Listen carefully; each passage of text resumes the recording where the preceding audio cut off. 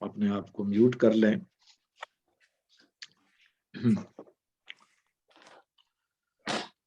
अल्हम्दुलिल्लाह अल्हम्दुलिल्लाहि रब्बिल आलमीन वल आक़िबतु लिल मुत्तक़ीन वस्सलातु वस्सलामु अला रसूलिहि मुहम्मदिन व आलिहि व अस्हाबिहि अजमईन। अल्लाहुम्मा सल्लि अला मुहम्मदिन व अला आलि मुहम्मद कमा सल्लैता अला इब्राहीम व अला आलि इब्राहीम इन्नका हमीदुम मजीद। अल्लाहुम्मा बारिक अला मुहम्मदिन व अला आलि मुहम्मद कमा बारकता अला इब्राहीम व अला आलि इब्राहीम इन्नका हमीदुम मजीद। अस्सलामु अलैकुम व रहमतुल्लाहि व बरकातुहू। आज का उन्वान जदीद चैलेंज है 9/11 के अलमिया के हवाले से। चूँकि कल इसकी 20वीं यादगार 20th एनिवर्सरी मनाई गई और इस हवाले से खुसूसन अमेरिका में बहुत सी तकरीबात हुई, न्यूयॉर्क में और ग्राउंड ज़ीरो पर के जहाँ ये हादसा हुआ था 20 साल पहले और 20 साल इसे मुकम्मल हो गए। इस हवाले से कुछ बातें ऐसी थीं, कुछ उमूर ऐसे थे कि हमें अपने निसाब को छोड़कर एक तरफ रखते हुए इस मौजू को, जो वक्त का चैलेंज था, इसे लेना पड़ा आज के लिए और इसे नज़रअंदाज नहीं किया जा सकता। मैं चाहता था कि इस हवाले से जो गाइडेंस के तौर पर और उसूली तौर पर बातें हो जाएं, बिलखुसूस उम्मत मुस्लिमा और मुसलमान कम्यूनिटी बहुत सी कन्फ्यूजन का शिकार है। बहुत से हकायक आ जाते हैं हमारे सामने, लेकिन हम भी चूंकि वेस्ट वाले हम उनको इल्ज़ाम देते हैं इस्लामोफोबिया का, तो हमारे अंदर भी एंटी वेस्ट सेंटिमेंट्स बहुत ज़्यादा हैं, जिसकी वजह से हम भी हकायक को मानने से इनकार करते रहते हैं, जो हमारे हक में नहीं जाता और ना ये इस्लाम की तालीम है। हमें रियलिस्टिक होना चाहिए और बैलेंस्ड होना चाहिए। तो बहरहाल ये तो बहुत बड़ा अलमिया था आज से 20 साल पहले जो रूनुमा हुआ, कि जिसमें तकरीबन 3000 अफराद जो है ना वो लुक़्मा अजल बने और उसके बाद दुनिया का नक्शा ही तब्दील हो गया और पूरी दुनिया गैर महफूज हो गई। आज उसका एतराफ़ कर लिया गया है और उसकी तरफ मैं आ रहा हूँ। और जब ये हमला किया गया था अफगानिस्तान पर 9/11 के फौरन बाद और उसी 6 या 7 अक्टूबर को 2001 में, तो इसकी जिम्मेदारी उसामा बिन लादेन पर डाली गई थी, कि जिसका बहुत बड़ा नेटवर्क था और उस जमाने में भी साबका तालिबान की हुकूमत थी अफगानिस्तान में और वहां पर इनका पूरा एक नेटवर्क था उसामा बिन लादेन का, जो अमेरिका के खिलाफ काम कर रहा था। और इसका इल्ज़ाम उसामा पर डाला गया। मैं आगे आ रहा हूँ, फाइनल जो मेरा आज हिस्सा होगा वो इसी पर होगा। तो अफगानिस्तान पर तालिबान की हुकूमत को ख़त्म करने के लिए हमला किया गया। उस जंग के खिलाफ उस जमाने में हम लोग भी उठ खड़े हुए। उस जमाने में ये पूरी तरह बेगुबार नहीं था, मसला साफ नहीं था कि ये मामला किसने किया है। अमेरिका का तो इल्ज़ाम ये था कि उसामा और उसके नेटवर्क ने किया, क्योंकि इससे पहले जो अमेरिका के खिलाफ धमाके हो चुके थे तंजानिया में, कीनिया में, साउथ अफ्रीका वगैरह में, तो उसमें ये लोग मुलव्वस पाए गए उसामा का नेटवर्क, और उन्होंने एतराफ़ भी किया था। तो इस बुनियाद पर उन्होंने उसको, इसके बावजूद भी कुछ वेस्ट के अंदर भी human rights organisation, anti war कोalition, हम लोग मुसलमान भी उसका हिस्सा थे। बहुत बड़ा जुलूस हमने निकाला था यहाँ, मुझे याद है हाइड पार्क से ट्रेफाल्गर स्क्वायर तक बहुत बड़ा जुलूस था, जिसमें अक्सरियत तो यहाँ अंग्रेजों की थी जो एंटी वॉर थे और ह्यूमन राइट्स वाले थे, मगर मुसलमानों की भी, हमारी भी उसमें बहुत बड़ी तादाद थी, हजारों की मुसलमानों की। इसके खिलाफ एहतजाज था, मगर वो हमला रुक न सका। وہ حملہ ہو گیا اور اس کے نتیجے میں طالبان کی حکومت ختم ہو گئی. وہاں پر ملینز کے لحاظ سے بے گھر ہو گئے اور لاکھوں اس میں قتل ہو گئے. پھر اس کے بعد عراق پر حملہ ہوا صدام کی حکومت کو ختم کرنے کے لیے، اور اس کے خلاف بھی بہرحال جلوس اور جلسے ہوئے، مگر طاقت تو طاقت ہوتی ہے. آج وہ اس مقام پر پہنچ چکے ہیں کہ اپنا محاسبہ کریں، اپنے اوپر تنقید کریں اور اپنی پالیسیوں کو درست کریں. لیکن میں اس وقت کی بات کر رہا ہوں کہ طاقت اندھی ہوتی ہے. اب عراق پر حملہ ہوا، اس کے نتیجے میں جو بربادی بہت زیادہ ہوئی، یہ بربادی مسلمانوں کی تو بہت زیادہ ہوئی، مگر خود مغرب کی بھی ہوئی، کیونکہ اس کے نتیجے میں ایسی تنظیمیں وجود میں آئیں کہ مثلا جس میں داعش تھی، جس میں آج یہ بوکو حرام ہے، شباب ہے اور تنظیمیں ہیں. خود یہاں یورپ اور امریکہ کے اندر جو مسلمان ہیں ان کے اندر ریڈیکلائزیشن، ایسے جذبات پیدا ہوئے. پھر داعش دیسی تنظیموں نے یہاں پر یورپ میں اور امریکہ میں نے اپنا نفوذ پیدا کیا، یہاں پر کارروائیاں کی، بہت بڑی بڑی کارروائیاں دہشت گردی کی ہوئیں، جن کی وجہ سے مسلمانوں پر تکلیفیں زیادہ بڑھیں، ہمارے مصائب میں زیادہ اضافہ ہوا، ہمارے خلاف نفرت میں اضافہ ہوا، اسلام و فوبیا میں اضافہ ہوا. یہ ساری چیزیں ہوتی رہیں اور خود اس سے مغرب کو اور یہاں کی حکومتوں کو بہت بڑا نقصان ہوا. لیکن آج صورتحال یہ ہے کہ 20 سال کے بعد امریکہ کو اور اس کے تمام اتحادیوں کو ایک شکست کی صورت میں، کہ جس کا وہ تصور نہیں کر سکتے تھے، نکلنے کا تو وہ ارادہ کر چکے تھے، اس لیے کہ وہ بہت بڑی غلطی تھی اس زمانے میں. اس کا متبادل موجود تھا، اس کا متبادل موجود تھا کہ طالبان اسامہ کو سزا دینے کے لیے کئی راستے تھے، ان کو اپنایا جا سکتا تھا، مگر یہ راستہ ایسا تھا کہ جو نہایت خطرناک تھا. اور اس کے نتیجے میں، یعنی یہ جنگ تو دہشت گردی کے خاتمے کے لیے تھی، مگر دہشت گردی میں اضافہ ہوا بہت زیادہ اور پوری دنیا غیر محفوظ ہو گئی. اور اس کا نتیجہ کیا ملا کہ دوبارہ طالبان آ گئے.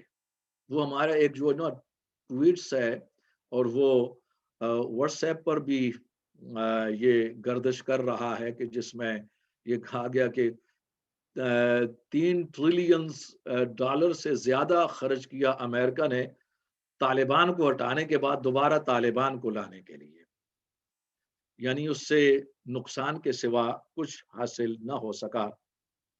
اور بات وہی تھی اس زمانے میں، اگر وہ اپنے لوگوں کی جو تعداد میں کم تھے ان کی بات کو سن لیتے 20 سال پہلے، تو یہ متبادل جو ہے نا اسے اختیار کیا جا سکتا تھا. آج جب کہ ان کے تبصرے میں کل بھی سن رہا تھا، مختلف جو چینلز ہیں اس میں BBC ورلڈ سروس ہے، اسکائی نیوز ہیں، پھر ترکی کا وہ TRT ہے، CNN وغیرہ ہیں، ان پر تبصرے ہیں، تجزیے ہیں جو اکثر و بیشتر درست ہیں اس وقت، اور ان کا صحیح معنوں میں جائزہ لیا گیا ہے اور تنقیدی جائزہ. اور میں سمجھتا ہوں کہ یہ صلاحیت ہمارے لوگوں میں نہیں ہے کہ ہم نے کیا کیا غلطیاں کی اور کیا ہونا چاہیے. میں سمجھتا ہوں کہ یہ ایک بہترین ٹائم ہے، ہمارے لوگوں میں صلاحیت نہیں ہے، ورنہ یہ ہے کہ ان لوگوں کو بتایا جائے کہ جب یہ اپنی پالیسیوں پر تنقیدی جائزہ لے ہی رہے ہیں اور وقت آ چکا ہے کہ افغانستان سے جس انداز میں ان کو نکلنا پڑا اور دوبارہ طالبان کی حکومت وہاں پر آ گئی اور کچھ نہ ملا، یعنی اس کے اندر اپنے ہزاروں فوجی وہاں پر مارے گئے، سینکڑوں دوسروں کے مارے گئے، 5,000 سے زیادہ امریکہ کے، اور جو وہاں پر انہوں نے خرچ کیا جس آرمی کے اوپر اور جس کو وہ تیار کر رہے تھے، اب اس کے جو اعداد و شمار ہیں وہ آپ کے سامنے ہونے چاہیے. وہ بھی ہوش ربا، اتنا بڑا خرچہ وہاں پر سب کا سب ضائع گیا. اگر یہ انسانیت کی خدمت کے لیے کیا جاتا، اور کم از کم افریقہ کے جو انتہائی غریب مفلوق الحال ممالک ہیں جو ابھی تک پتھر کے زمانے میں رہ رہے ہیں، یہ آپ کو معلوم ہونا چاہیے کہ بعض افریقی ممالک اور جو قبائل ہیں اس وقت بھی وہ بیچارے ہزاروں سال پہلے والی دنیا میں رہ رہے ہیں، اس جدید دنیا کے اندر بھی۔ تو ایسے مفلوق الحال لوگوں کی تربیت ہوتی، ادارے قائم ہوتے، انسانیت کی خدمت ہوتی، مگر بربادی میں۔ یہ وقت ہے کہ اس وقت امریکہ، ہماری حکومتیں یہاں سب کے سب، ہماری حکومتوں سے مراد میں یہاں پر برطانیہ کی بات کر رہا ہوں، پاکستان کی نہیں، وہ تو کسی شمار میں نہیں ہو، تو ویسے ہی وہ پرائی شادی میں عبداللہ دیوانہ، نہ منہ نہ سر میں آگے آ رہا ہوں ان پر بھی، جن کا نہ کوئی دسترخوان ہے، نہ کوئی کھانا، نہ کوئی زبان، نہ کوئی مذہب، نہ کوئی ثقافت۔ یہ ہماری حالت ہے اس وقت، اس سے نکلنا ہوگا ہمیں۔ آزادی ہم نے کس لیے لی ہے؟ بعض اوقات مجھے محسوس ہوتا ہے کہ ہم نے آزادی جنات سے یا حشرات الارض سے حاصل کی ہے جو یہاں پر قابض تھے۔ استغفر اللہ۔ یہاں ان لوگوں کو بتایا جا رہا ہے کہ جب آپ لوگ اس مقام پر پہنچ چکے ہیں افغانستان سے نکلنے کے بعد، تو اب پالیسیاں پوری دنیا کی تعمیر کی ہونی چاہیے، تخریب کی طرف نہ جایا جائے، اور اس میں عالم اسلام کو اور خصوصاً مذہب اسلام کو صحیح معنوں میں سمجھا جائے۔ نمبر 1، یہ بہترین وقت ہے اور بہترین پیغام دیا جا سکتا ہے، اور اسلام کو مسلمانوں سے الگ کر کے سمجھا جائے۔ داعش، بوکو حرام، شباب، حتیٰ کہ طالبان اور عالم اسلام کے جو مسلمان ہیں، اسلام کو ان سے الگ کر کے سمجھا جائے۔ اسلام ایک دین ہے، ایک آفاقی دین ہے، جس کے اصول ہیں، جس کے ضوابط ہیں، اور وہ پوری انسانیت کے لیے، وہ مسلمانوں کے لیے نہیں ہے، وہ سب پوری انسانیت کے لیے ہے اس کو۔ اور دوسری بات اس کے اندر یہ ہے کہ اگر دنیا میں امن قائم کرنا ہے اور حالات کو درست کرنا ہے، تو یہ بہت ضروری ہے کہ دو مسائل ایسے ہیں کہ ان کو حل کیا جائے۔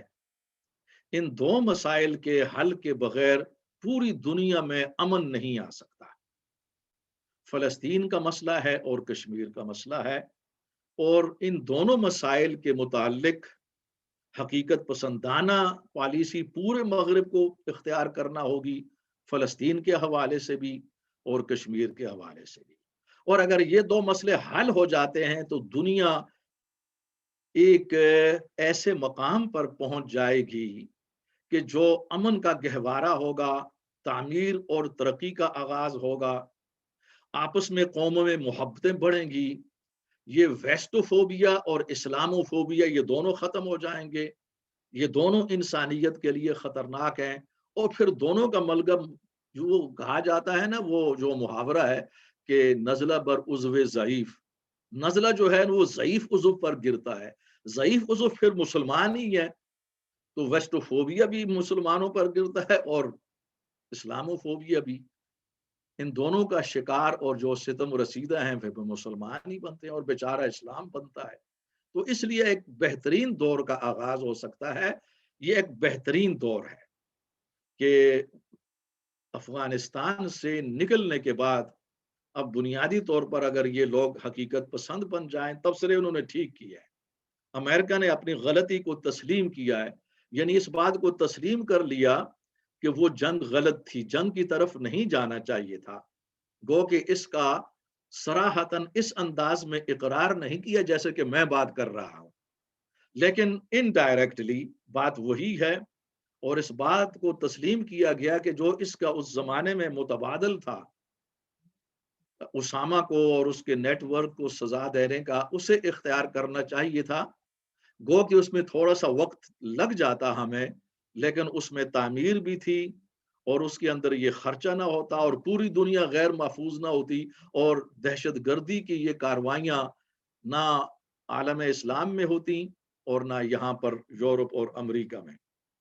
یہ اور اس کے اندر یہ اس بات کا بھی احساس ہونا چاہیے کہ بہت عرصہ پہلے جب 1991 میں سوویت یونین کا سقوط ہو گیا، عظیم روس کا سوویت یونین 1991 1991 میں، تو اس وقت امریکہ کی مجاہدین کے ساتھ جو پالیسی تھی وہ بہتر ہونی چاہیے تھی۔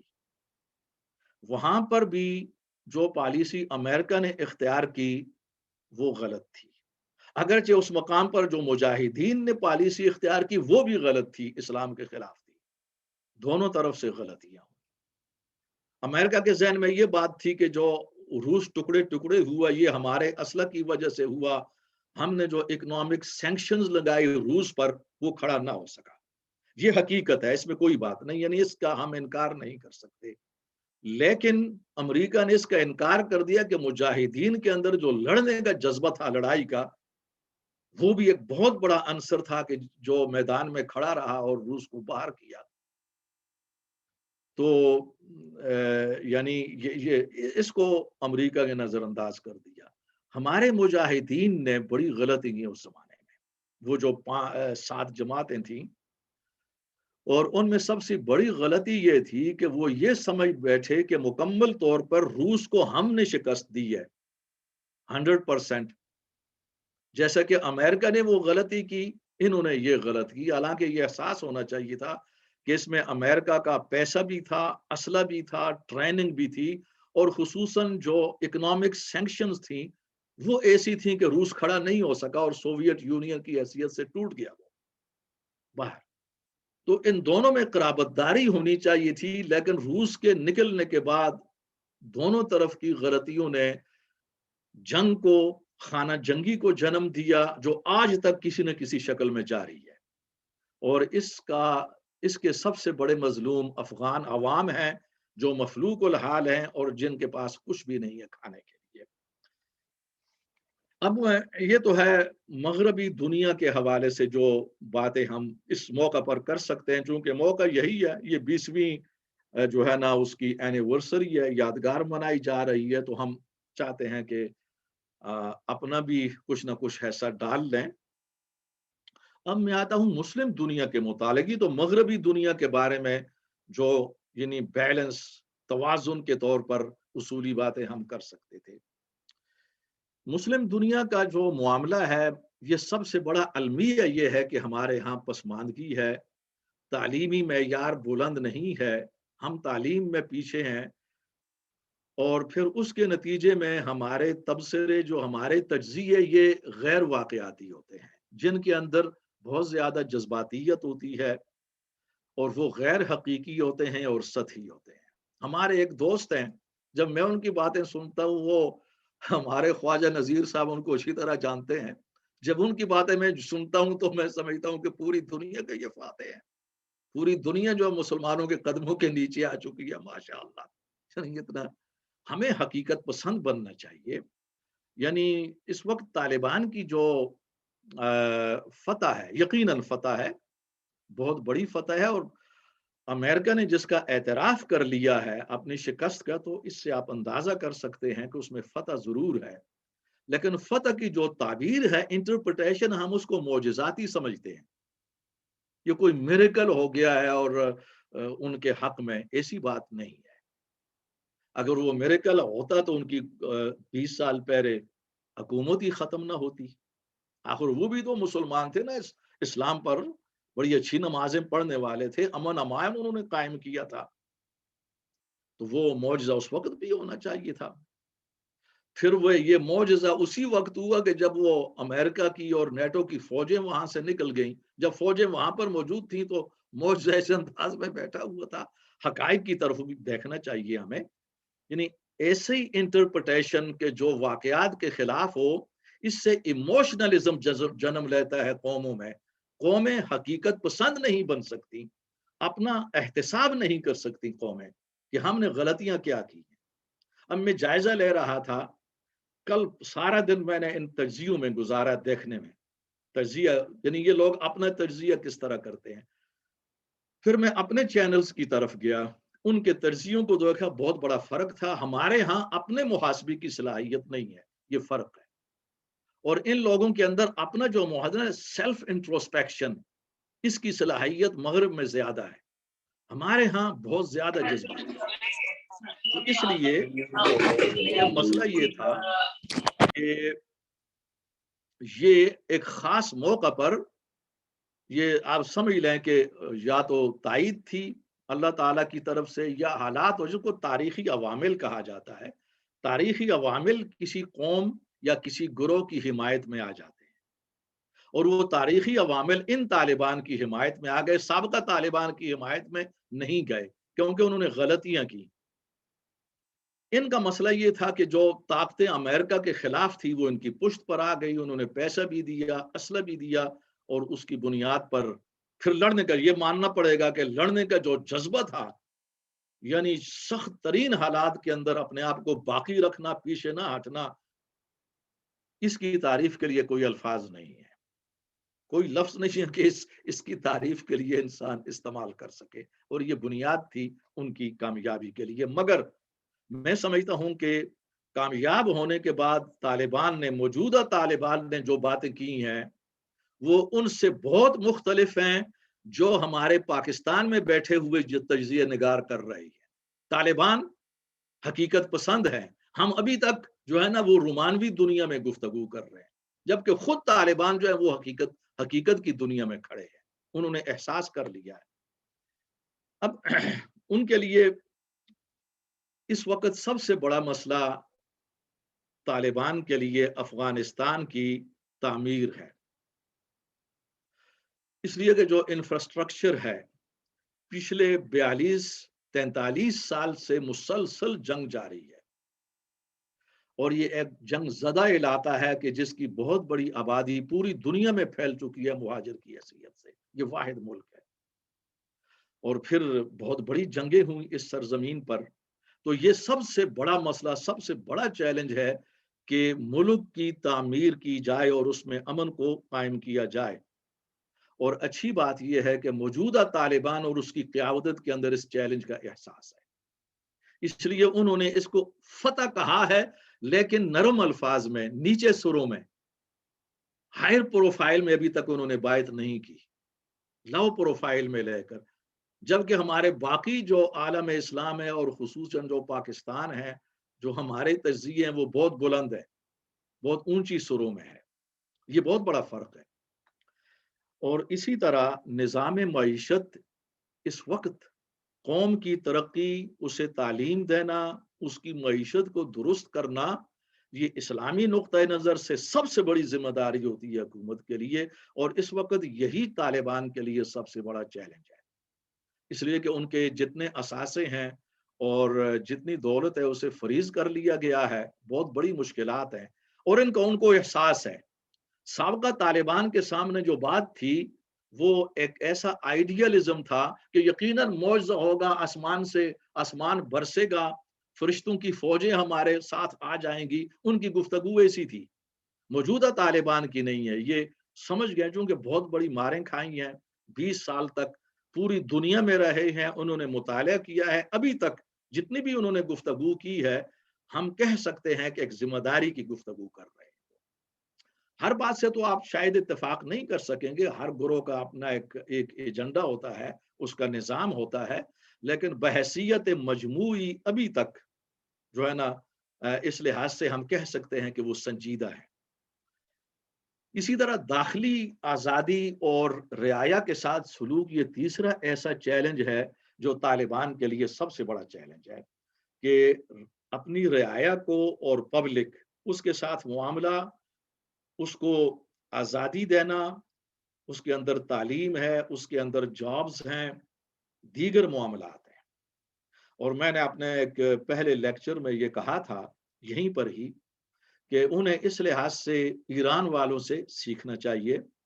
ایران کے اندر بھی ان کی فقہ کے مطابق ایک مذہبی حکومت ہے، اور اس کا میں نے وہاں پر جائزہ لیا تھا، آج سے 5 سال پہلے ہمیں اتفاق ہوا تھا ایران جانے کا، بالخصوص اس پہلو پر، تو یہ محسوس کیا گیا کہ انہوں نے ایک مورل کوڈ جو دیا ہوا ہے پوری قوم کو، مردوں کو بھی اور عورتوں کو بھی، اس مورل کوڈ کے مطابق آپ رہیں، اس کے مطابق وہ تعلیمی نظام ہے، سماجی نظام ہے ان کا، اور سارا جابز ہیں، خواتین لڑکیاں پڑھ رہی ہیں، جابز کر رہی ہیں۔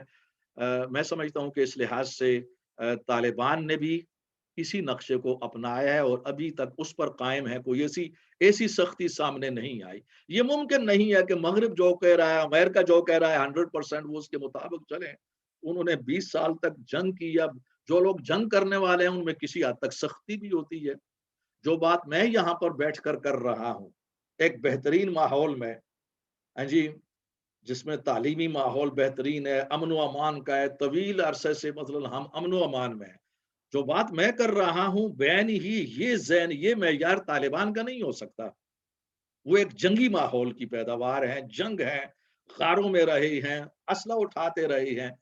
جو بات میں سمجھوں گا وہ یا میری سوچ ہوگی ان کی، وہ نہیں ہو سکتی۔ اس کا لحاظ کیا جائے کہ بعض اوقات بعض گروہوں سے جو غلطیاں ہو جاتی ہیں ان کا لحاظ کیا جاتا ہے کہ ان کی بیک گراؤنڈ ہوتی ہے پیچھے، ہماری بیک گراؤنڈ الگ ہے۔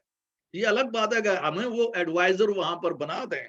میں نے پہلے بھی کہا تھا کہ ہم فی سبیل اللہ بہت بڑا کام کر سکتے ہیں ان کے لیے، تو یہ ایک الگ بات ہے۔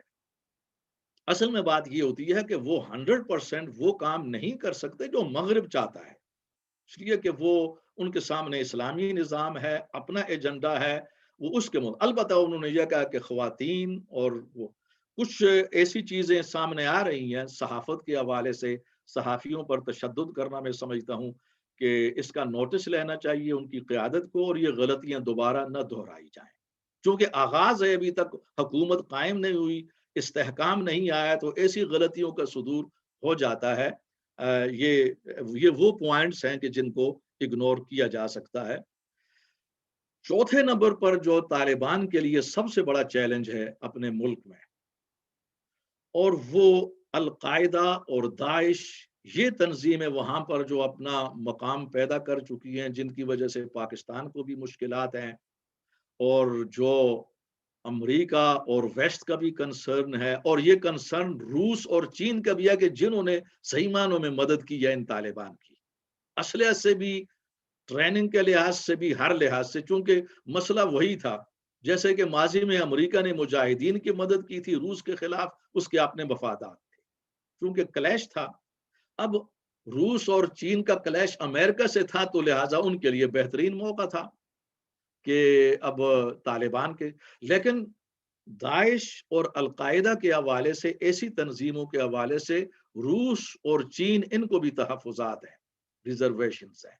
تو طالبان کا یہ فرض ہوگا، ویسے انہوں نے اپنی پالیسی میں اس کو رکھا ہے، اعلان کیا ہے کہ اس کی اجازت نہیں ہوگی، لیکن اب یہ امتحان ہے ان کو۔ جو اب فتح حاصل ہوئی ہے یہ معمولی فتح ہے، یہ معمولی فتح ہے۔ اصل فتح اب ہے کہ اب افغانستان کی تعمیر کس طرح کرتے ہیں، اس کی ترقی کیسے ہوگی، اور ان کی حکومت کا کامیاب کیسے ہوگی، یہ امتحان ہے۔ اس امتحان میں اگر وہ کامیاب ہو جاتے ہیں تو یہی حقیقتاً فتح ہے۔ لیکن میں آپ کو بتانا چاہتا ہوں کہ یہ میدان بہت دشوار ہے، اور یہ امتحان بہت زیادہ کڑا ہے۔ اس کے لیے باہر سے بھی بہت زیادہ دشواریاں ہیں، اس کے لیے اندر سے بھی بہت زیادہ دشواریاں ہیں، مخالفین بھی ہوں گے۔ اس لیے اعتدال کا راستہ اور نبی علیہ الصلوۃ والسلام کی سیرت کا راستہ، عفو درگزر اور نرمی کا راستہ ایسا ہے کہ وہ کامیاب ہو سکتے ہیں۔ اگر وہ سختی دکھائیں گے سابقہ طالبان کی طرح، تو اس کا نتیجہ ان کے خلاف ہوگا اور بہت زیادہ نقصان دہ ہوگا۔ لیکن ابھی تک بہرحال جو میں بھی بذات خود نوٹ کر رہا ہوں وہ یہ تھا کہ ابھی تک وہ سنجیدہ ہیں اس معاملے میں، اور حالانکہ امریکہ کے خلاف انہوں نے بہت بڑی جنگ لڑی ہے، لیکن اس کے خلاف بھی جب وہ بولتے بھی ہیں تو وہ بھی لاؤ پروفائل میں محدود حد تک۔ مگر جب ہمارے تجزیہ نگار پاکستان میں جب وہ باتیں کرتے ہیں تو میں حیران ہوتا ہوں۔ وہ 2 لفظ اردو کے بولتے ہیں، 4 الفاظ ان کی زبان پر انگلش کے ہوتے ہیں، اور گالیاں دے رہے ہوتے ہیں وہ امریکہ کو۔ یہ بھی عجیب منافقت ہے کہ جس منافقت کا احساس ہی نہیں ہے ہمارے کو۔ یعنی اگر احساس ہو تو انسان توبہ کر سکتا ہے، اصلاح کر سکتا ہے۔ وہ نفاق یا وہ بیماری کم خطرناک ہوتی ہے، اور وہ زیادہ خطرناک ہوتی ہے جس کا احساس ہی نہ ہو۔ اسی کے لیے تھوڑی دیر پہلے میں نے کہا تھا کہ جو انسان دوسروں کے ٹکڑوں پر جو ہے نا وہ تکبر کرے اور اپنے آپ کو بلند کرے اور فخر محسوس کرے، یہ بہت بڑی نفسیاتی کمزوری ہوتی ہے۔ قوم کو اس کمزوری سے نکلنا ہوگا۔ ہمارے پاس بہت کچھ ہے، ہماری زبان بہت رچ ہے، اس کے اندر بہت کچھ ہے، پوری دنیا کے علوم و فنون کو ڈالا جا سکتا ہے۔ بڑی قوموں نے ایسے ہی کیا ہے جو عظیم قومیں ہیں، تو ہمیں بھی سامنے رکھنا چاہیے ان اصولوں کو۔ جو بات میں طالبان کے حوالے سے کرنا چاہتا ہوں، چونکہ یہ بہت اہم موضوع ہے، عمدہ بات یہ ہے کہ انہوں نے ماضی کی غلطیوں کا اعتراف کیا ہے اور صحیح معنوں میں ان کا اعتراف کیا۔ میں رات کو ایک انٹرویو بھی ان کے سب سے بڑے نمائندے کا سن رہا تھا، تو صحیح معنوں میں اعتراف ہے۔ پہلے مجھے شک تھا کہ شاید اس معنوں میں اعتراف ہے کہ جیسا کہ ہم عموماً کہہ دیا کرتے ہیں، لیکن وہ ایک پوری سنجیدگی کے ساتھ کہ ماضی کے اندر ہم سے جو غلطیاں ہوئی ہیں ہم دوبارہ وہ نہیں کریں گے۔ یہ غلطیاں معمولی نہ تھیں، میں آپ کو بتانا چاہتا ہوں۔ ان ہی غلطیوں نے ان کو ڈبویا ہے، اور بہت سے ایسے حقائق ہیں جو حقائق ہیں مگر عام طور پر مسلمانوں کے اندر یا وہ رائج نہیں ہیں یا مسلمانوں تک پہنچ نہیں سکے، لیکن طالبان ان سے واقف ہیں۔ میں حیران ہوا کہ طالبان اب ان غلطیوں سے واقف ہیں کہ جن سے ہمارے بہت سے مسلمان خود واقف بھی نہیں ہیں، وہ اعتراف بھی نہیں کرنا چاہتے اور کر بھی نہیں سکتے، مگر طالبان کر رہے ہیں۔ اس کا مطلب یہ ہے کہ جو اصل فریق ہے وہ ہم سے زیادہ حقیقت پسند ہے اور سنجیدہ۔ اللہ، ہم دعا کرتے ہیں کہ اللہ ان کو قائم رکھے، اس لیے کہ ورنہ افغانستان کے جو عوام ہیں، جو ان کی صورت حال ہے، مفلوق الحالی ہے، وہ انتہائی حد تک ناگفتہ بے ہے، آدمی بیان نہیں کر سکتا۔ اب وہ غلطیاں کیا ہیں؟ دیکھیے، میں آپ کو طالبان کے جو اصل پیر تھے، پیر صاحب ان کے، کہ جو انہیں پیدا کرنے والے تھے، تخلیق کرنے والے تو اور اللہ ہی ہے، میں ایک ذریعے کی بات کر رہا ہوں۔ اس جماعت کی جب تخلیق ہوئی، آگے ان کو بڑھایا گیا، تو وہ حمید گل صاحب تھے، جنرل حمید گل صاحب مرحوم۔ ہمارا ان سے بڑا گہرا تعلق رہا ہے ایک پروجیکٹ کے حوالے سے بہت پہلے، تو بعد میں بہرحال میں اس سے الگ ہو گیا تھا، اس لیے کہ اس زمانے میں ہماری جذباتیت تھی، اور جب پورا مطالعہ کیا تو اس کے بعد جذباتیت کو اتار دیا گیا۔ ہم نے کہا نہیں بھائی، یہ چیزیں ہیں۔ تو ہم جانتے ہیں کہ طالبان کے اندر حمید گل کے لیے بہت بڑا احترام تھا، جنرل حمید گل کے لیے انوینٹر تھے، پورا پروجیکٹ ان کے پاس تھا۔ لیکن حمید گل نے جاتے جاتے وفات سے پہلے ایک انٹرویو دیا تھا، اور اس کے اندر دو ایسی باتوں کا اعتراف کیا تھا کہ ان ہی باتوں کی وجہ سے طالبان ڈوبے ہیں۔ اگر وہ نہ ہوتی تو ان کا مطلب یہ تھا کہ ان کے اقتدار کو کوئی نہیں ہلا سکتا تھا، وہ قائم رہتا اور المیہ رونما نہ ہوتا۔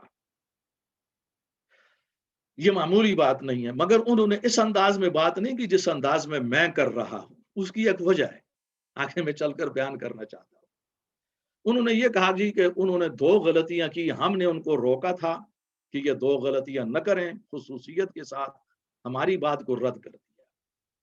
پہلا یہ تھا کہ اسامہ کو پناہ نہ دی جائے اور اس کو نکال دیا جائے، اس لیے کہ یہ جو کچھ کر رہا ہے یہ ہمارے ایجنڈے کے خلاف ہے، اور اس سے بہت بڑی بربادی آ سکتی ہے افغانستان پر۔ اس بات کو انہوں نے نہیں مانا۔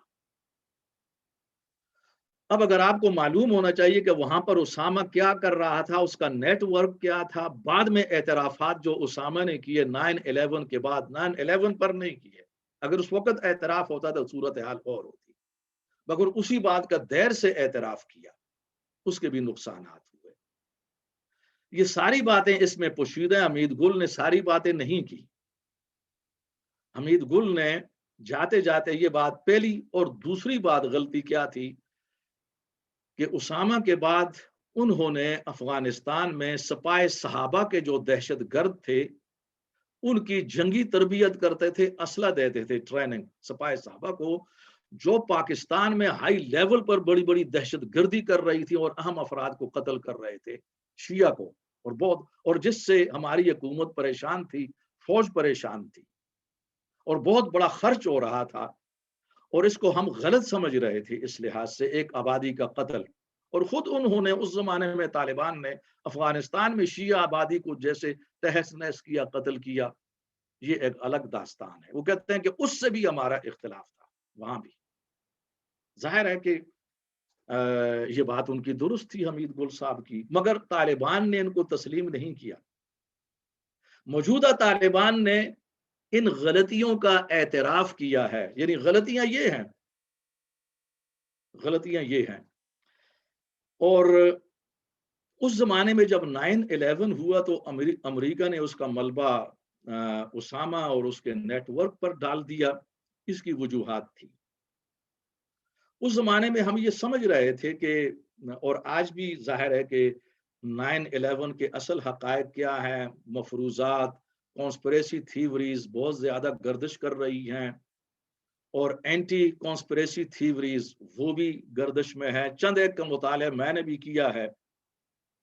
اس زمانے میں تو کنفیوژن تھی، ہم یہ سمجھ رہے تھے کہ امریکہ کے چونکہ اسامہ کا جو نیٹ ورک تھا افغانستان میں، چونکہ یہ ان کے پاس بہت بڑی دولت تھی، بہت بڑا دولت مند آدمی تھا اسامہ، اور یہ پہلے جو روس کے خلاف جہاد تھا یہ اس کے اندر شریک رہا تھا۔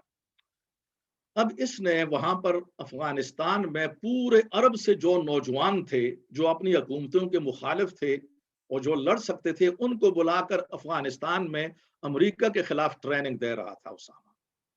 پھر اس دوران ان کی وجہ سے کینیا، تنزانیہ، ساؤتھ افریقہ اور ایک اور مقام پر دھماکے بھی ہوئے، بہت سے امریکن مارے گئے، اس کی ذمہ داری انہوں نے قبول کی۔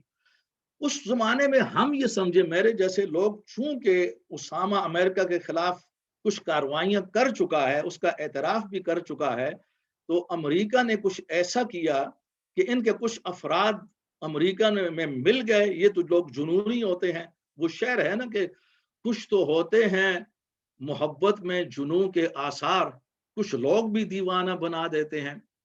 تو ان لوگوں میں تو جنون تھا امریکہ کے خلاف، وہاں امریکہ میں پہنچے ہوں گے تو امریکہ کی انٹیلیجنس نے ان کو موقع فراہم کر دیا، چلو چونکہ ہمیں ان کو مارنا ہے افغانستان میں تو ان کو موقع دے دو۔ اس زمانے میں ہمارا خیال یہ تھا، جو مجھ جیسے لوگ تھے، تو ہم یہ سمجھتے تھے کہ ڈائریکٹ شاید اس میں اسامہ کی انوالومنٹ نہ ہو، جیسے کہ اس نے اس وقت کا خوشی کا اظہار کیا تھا اس پر، لیکن اس نے کہا میں نہیں ہوں۔ لیکن ہوا کیا، جس بات کا اعتراف اسامہ نے 3 سال کے بعد کیا، اگر اس وقت ہو جاتا تو شاید اس کی کوئی نہ کوئی شکل نکل آتی۔ وہ 2004 میں اسامہ نے اس بات کا اعتراف کیا تھا کہ وہ ہمارے لوگ تھے کہ جنہوں نے 9/11 کیا تھا، اور پھر وہ ایک ویڈیو تھا اس کے اعتراف۔ پھر اس کے اوپر ہمارے وہ صحافی تو فوت ہو گئے، رحیم اللہ یوسف زئی، سلیم صافی جیسے لوگ، حامد میر جو اسامہ کے قریب رہے، افغانستان میں طالبان کے بھی قریب رہے، ان کے حالات کو جاننے والے، رحیم اللہ یوسف زئی بس 2-3 دن پہلے ان کا انتقال ہو گیا، اچھے آدمی تھے، اللہ تعالیٰ مغفرت فرمائے۔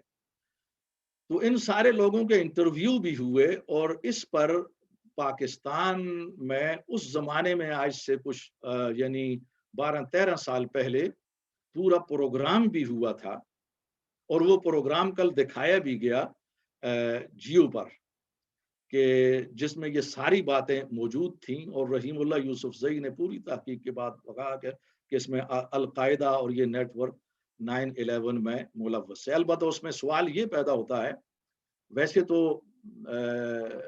نہیں ہوتا باقی 2 جہازوں پر کہ جنہوں نے وہ ٹوین ٹاورز کو ٹارگٹ کیا تھا، لیکن پینٹاگون پر جو جہاز پہنچ گیا تھا ان کا، وہ کیسے پہنچا؟ اس لیے کہ وہاں انٹیلیجنس کا معاملہ ہوتا ہے، بہت سے دوسرے اس میں کچھ سوالات کھڑے ہوتے ہیں۔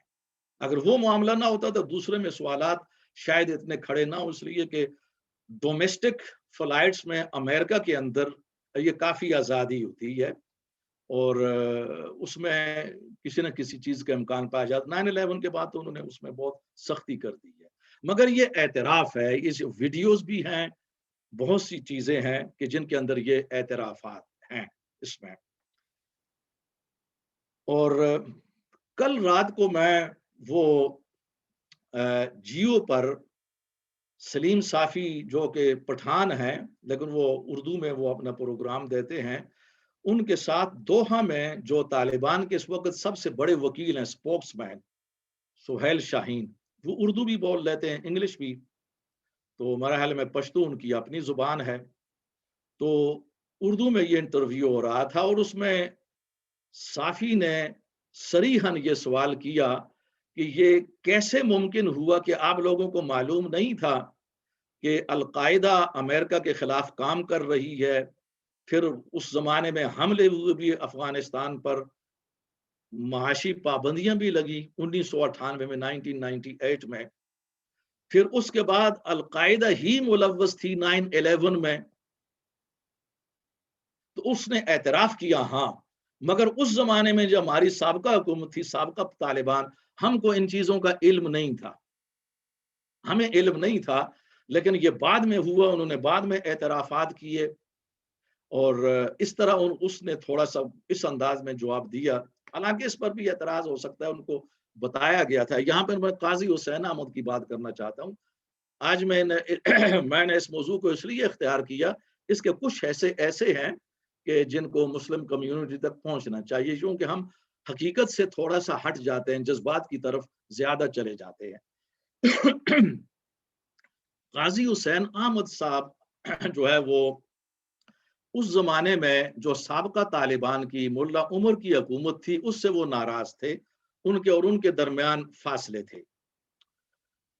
اور ایک مرتبہ ایسے ہوا کہ ملا عمر کا خصوصی نمائندہ ایلچی اسلام آباد سے منصورہ قاضی صاحب کی ملاقات کے لیے جا رہا تھا.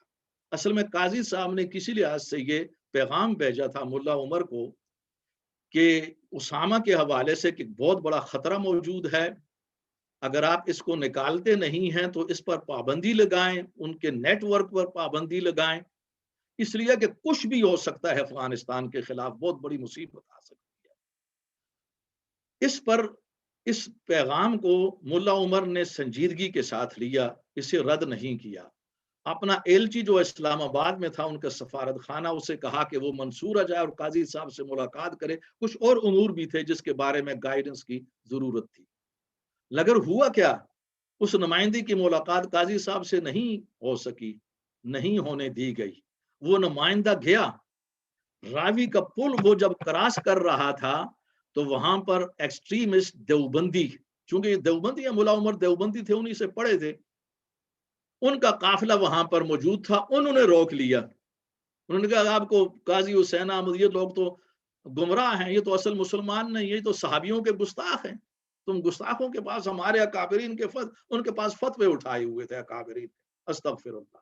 نہیں ملنے دیا گیا. ان کی خواہش تھی، وہ واپس چلا گیا.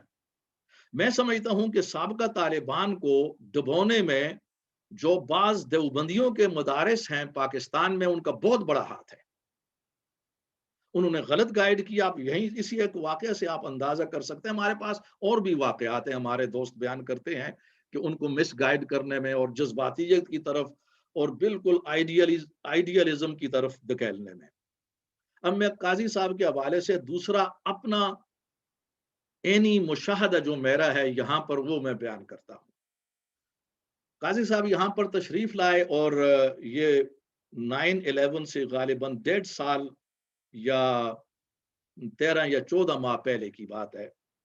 یہ سن 2000 کی کوئی تاریخ تھی کہ وہ یہاں پر تشریف لائے قاضی حسین احمد صاحب. تو وال سال میں ان کی تقریر تھی.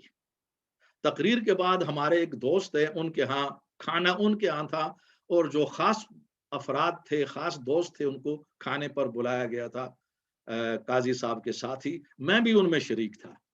I was one of them. کھانے کے اوپر بالکل میں قاضی صاحب کے سامنے بیٹھا ہوا تھا. تو جو تقریر قاضی صاحب نے کی تھی، وہاں بہت بڑی مسجد ہے، اس میں بڑی دنیا تھی اس میں. تو اس میں اس زمانے میں طالبان پر بڑی سخت تنقید کی قاضی صاحب نے. لیکن کھانے پر جو بات کی وہ تقریر میں نہیں تھی. کھانے کے دوران سوالات بھی ہو رہے تھے اور وہ جوابات بھی دے رہے تھے. ایک بات جو میرے سامنے ہوئی، قاضی صاحب یہ کہنے لگے کہ اس وقت صورتحال یہ ہے کہ اسامہ کی وجہ سے، اسامہ کا نیٹ ورک ہے، وہ بہت زیادہ امریکہ کے خلاف کام کر رہا ہے. اسامہ کو بہانہ بنا کر کسی وقت بھی پابندیاں تو امریکہ لگا چکا ہے 1998 سے، اور ملک کی بڑی ابتر حالت تھی معاشی لحاظ سے. مگر ایسا ایک حملہ ہو سکتا ہے کہ جس میں طالبان کی حکومت مکمل طور پر چلی جائے گی اور افغانستان مصیبت میں پھنس جائے گا. اور اگر ایسا ہوا، یہ بات آپ ذہن میں رکھیں، اور اگر ایسا ہو گیا خدا نخواستہ تو اس کی بنیادی ذمہ داری طالبان پر عائد ہوگی، امریکہ پر نہیں ہوگی، گو کہ وہ بھی مجرم ہوگا۔ یہ الفاظ تھے قاضی صاحب کے۔ اگر ایسا ہو گیا، اس لیے کہ ہم نے طالبان کو کہا ہے، ان کا نمائندہ ملنے کے لیے آیا تھا، نہیں ملنے دیا گیا، انہوں نے ہماری بات کو سنا نہیں، عمل نہیں کیا۔ جب آدمی بتا دے مصیبت آنے والی ہے اور دوسرا اگر اس کو پھر بھی نہ سنے تو وہ ذمہ دار ہوتا ہے، یہ بات تھی۔ اب ہوا ایسے کہ اس کے، مجھے صحیح تاریخ یاد نہیں ہے کہ وہ 1.5 سال کے بعد 9/11 ہوا یا 13 ماہ یا 12 ماہ یا 14 ماہ کے بعد، بہرحال اتنا ہی عرصہ تھا۔ جب وہ معاملہ ہو گیا تو قاضی صاحب نے وہ بات جو دسترخوان پر کی تھی وہ فورم پر نہیں کی، میڈیا پر وہ نہیں کی، وہاں پر سارا ملبہ انہوں نے امریکہ پر ڈال دیا۔ حمید گل نے جو بات کی وہ چلتے چلتے مرنے سے پہلے کی، اس سے پہلے اپنی زندگی میں کئی انٹرویو دیے، اس نے نہیں کی۔ وجہ کیا ہے اس کی؟ لاسٹ ٹائم کچھ دن پہلے، 3-4 دن پہلے، مفتی فاروق علوی صاحب ہمارے بزرگ ہیں اور یہاں اس ہمارے اس فورم کے کئی دوست انہیں جانتے ہیں، اسی موضوع پر ہم آپس میں، کیونکہ وہ بھی ان سارے واقعات کے گواہ تھے، تو ہم اس میں کہیں گے ایسے کیوں ہوا کہ حمید گل نے جاتے جاتے یہ کہا اور قاضی صاحب جب سامنے آئے تو وہ بات جو ان کے دل میں تھی یہاں پر کہہ گئے، وہ فورم پر قوم کے سامنے نہیں کی کہ یہ طالبان بھی ذمہ دار ہیں بنیادی طور پر اور امریکہ بھی ہے، یہ بات نہیں، کسی بھی نہیں کی۔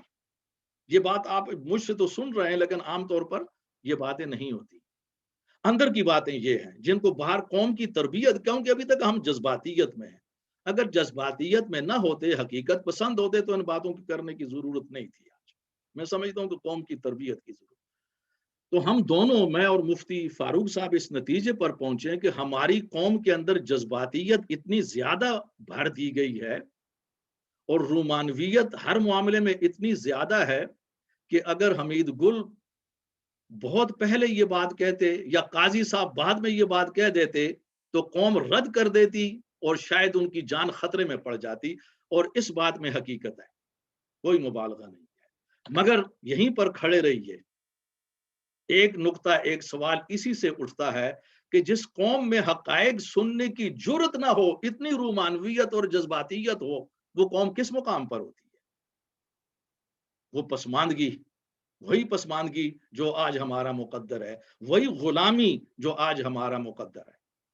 ابھی تک ہم غلامی سے نہیں نکلے، ورنہ میں سمجھتا ہوں کہ اگر یہ، اور آج وہ سہیل شاہین نے اس کو اعتراف، جو طالبان کا سب سے بڑا نمائندہ ہے، اس نے اعتراف کر لیا، ٹھیک ایسا تھا، ہماری غلطی تھی اس وقت، مگر ہمیں علم نہیں تھا، ہمیں علم نہیں تھا کہ یہ کیا کر رہے ہیں۔ اب وہ قاضی صاحب تو بتا رہے تھے اس زمانے میں، لیکن وہ سنا نہیں گیا اور ان کو جو ہے نا گمراہ ڈکلیئر کیا یہاں کے وہ دیوبندی علماء نے، حالانکہ وہ قاضی صاحب کا احترام کرتے تھے۔ مسئلہ یہ تھا اگر قاضی صاحب آگے بڑھ گئے، طالبان کے قریب ہو گئے تو ہم پیچھے ہٹ جائیں گے۔ یہ رائولری ہوتی ہے نا، ریلیجس رائولریز، کہیں چونکہ قاضی صاحب میں صلاحیت تھی، طالبان ملا عمر کے قریب ہو جائیں گے، جماعت اسلامی آگے نہ ہو جائے کیونکہ یہ تو ہمارے شاگرد ہیں، تو لہٰذا فتوے یاد آ گئے۔ اس کے بعد فتوے بھول گئے، جب 9/11 ہوا تو وہی لوگ قاضی صاحب کے ساتھ تھے، اکٹھا کام کر رہے تھے، ساری گمراہیاں بھول گئیں۔ لیکن قانون فطرت ان چیزوں کو معاف نہیں کرتا، قانون سیاست معاف کر دیتا ہے۔ سیاست اور چیز ہوتی ہے، یہاں دن کو رات اور رات کو دن بنا لیا جاتا ہے، لیکن قانون فطرت اس بات کو تسلیم نہیں کرتا، وہ یقیناً سزا دے کر رہتا ہے، یہ قوم خواہ وہ مسلمان ہو یا غیر مسلم ہو۔ اس زمانے میں ہمارا پہلے بھی عرض کیا کہ امریکہ کو یہاں کے لوگوں نے، یہاں کے ایجنسیوں نے ہیومن رائٹس جلوس نکالے کہ جنگ کی طرف نہ جایا جائے، مگر گیا، نتیجہ کیا نکلا؟ ناکامی۔ آج بیٹھے ہوئے ہیں اتنا بڑا نقصان کرنے کے بعد۔ اس لیے میں نے کہا کہ ان کو بھی اپنی جگہ پر یہ باتیں سوچنی چاہیے اور امت مسلمہ کو ان نکات پر غور کرنا چاہیے۔ اور اس میں خوشی کی بات یہ ہے کہ طالبان ابھی تک سنجیدہ ہیں اور حقائق پر قائم ہیں، اللہ تعالیٰ ان کو حقائق پر رکھے۔ تو یہ ہیں وہ معاملات، یہ ہیں وہ حقائق۔ اب آخر میں میری پوری باتوں کا خلاصہ یہ ہے کہ 9/11 ایک بہت بڑا المیہ تھا، اس کی سب نے مذمت کی، عالم اسلام نے، عالم غیر اسلام نے، تمام انسانیت نے، اور جس نے دنیا کا نقشہ بدل کر رکھ دیا اور دنیا کو بدامنی کے حوالے کیا۔ اگر وہ جنگ نہ چھیڑی جاتی تو دنیا میں امن ہوتا اور دنیا میں سکون ہوتا اور وہ نقشہ بہت بہتر ہوتا۔ کاش کہ اس زمانے میں سنجیدہ لوگوں کی بات سنی جاتی۔ اور اس سلسلے میں اسامہ اور اس کا جو نیٹ ورک تھا القاعدہ، وہ بری ذمہ نہیں ہے، اس لیے کہ انہوں نے اس سے پہلے بھی کارروائیاں کی جن کا اعتراف کیا۔ اور اگر یہ 9/11 نہ بھی ہوتا تو یہ 9/11 کی مصیبت ایک دوسری شکل میں طالبان پر ضرور گرتی اس زمانے میں، جس کی طرف اشارہ قاضی حسین احمد نے کیا تھا۔ قاضی صاحب نے بعد میں یہ بتایا تھا کہ ہمیں یہ امید نہیں تھی کہ 9/11 ہوگا، میرا مطلب یہ تھا کہ امریکہ بھرپور حملہ کرے گا کسی وقت بھی، ان واقعات کو جواز بنا کر جو واقعات اسامہ کے نیٹ ورک نے کیے تھے۔ اب یہ حقائق ہے، میں یہ آپ کے سامنے جو بتا رہا ہوں۔ اب افغانستان پر اس زمانے کے اندر حملہ، اس دور میں 20 سال پہلے بہت بڑی خوفناک غلطی کی تھی۔ اچھی بات یہ ہے کہ آج اس غلطی کا اعتراف کر لیا گیا ہے، اور موجودہ صدر کا یہ فیصلہ بہت اچھا ہے، جو بائیڈن کا، امریکہ کا وہاں سے نکلنے کا۔ وہ بہت زیادہ پریشر میں ہے، لیکن وجہ کیا ہے کہ اصل میں یہ توقع نہیں تھی کہ افغان آرمی اس قدر فوری طور پر ڈھیر ہو جائے گی۔ ان کو یہ معلوم تھا کہ ڈھیر تو اس نے ہونا ہی ہے، اس لیے انہوں نے دوحہ میں معاہدہ کیا طالبان کے ساتھ، یہ وہ معاہدہ شکست تھا۔ مگر انہیں یہ یقین تھا کہ 5-6 ماہ تک جو اسلحہ دیا ہے، جو ٹریننگ دی ہے، یہ لوگ مقابلہ کر سکیں گے۔ وہ مقابلہ کے قابل نہیں تھے، ان کے پاس جنگ کرنے کے لیے موٹو ہوتا ہے، آپ کے پاس مورال ہوتا ہے، آپ کے پاس نصب العین ہوتا ہے۔ ان چیزوں میں سے یہ جنگ کے لیے ضروری ہے، ان میں سے ایک چیز بھی افغان آرمی کے پاس نہیں تھی، اس لیے وہ وقت سے پہلے بہت جلدی چند ہفتوں کے اندر ڈھیر ہو گئی۔ تو یہ ان کو نہیں تھا، ورنہ اگر وہ تھوڑا سا مقابلہ کرتی تو جو بائیڈن پر یہ بوجھ نہ آتا، یہ پریشر نہ آتا جو آج ہے۔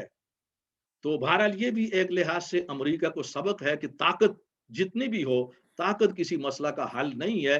ہمیشہ مسئلہ کا جو حل ہے وہ مذاکرات ہیں، وہ امن کا راستہ ہے، وہ جنگ کا راستہ نہیں ہے۔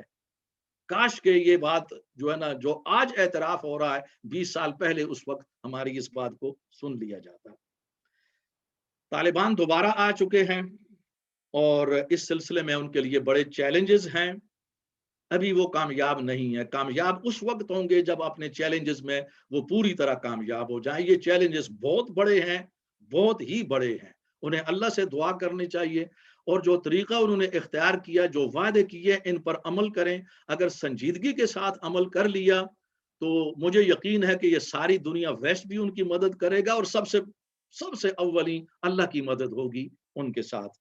ہماری دعا بھی اسی کے لیے ہے۔ اور آخری بات یہ ہے کہ مسلم دنیا جو ہے وہ اس حوالے سے مسلمان جذباتیت سے نکلیں، مسلمان حقائق کی دنیا میں آئیں، حقائق کیا ہیں، اور وہ اسلام کے اس عظیم نظام کی طرف آئیں، ہمارے حکمران بھی اور ہماری رعایا بھی، پبلک بھی۔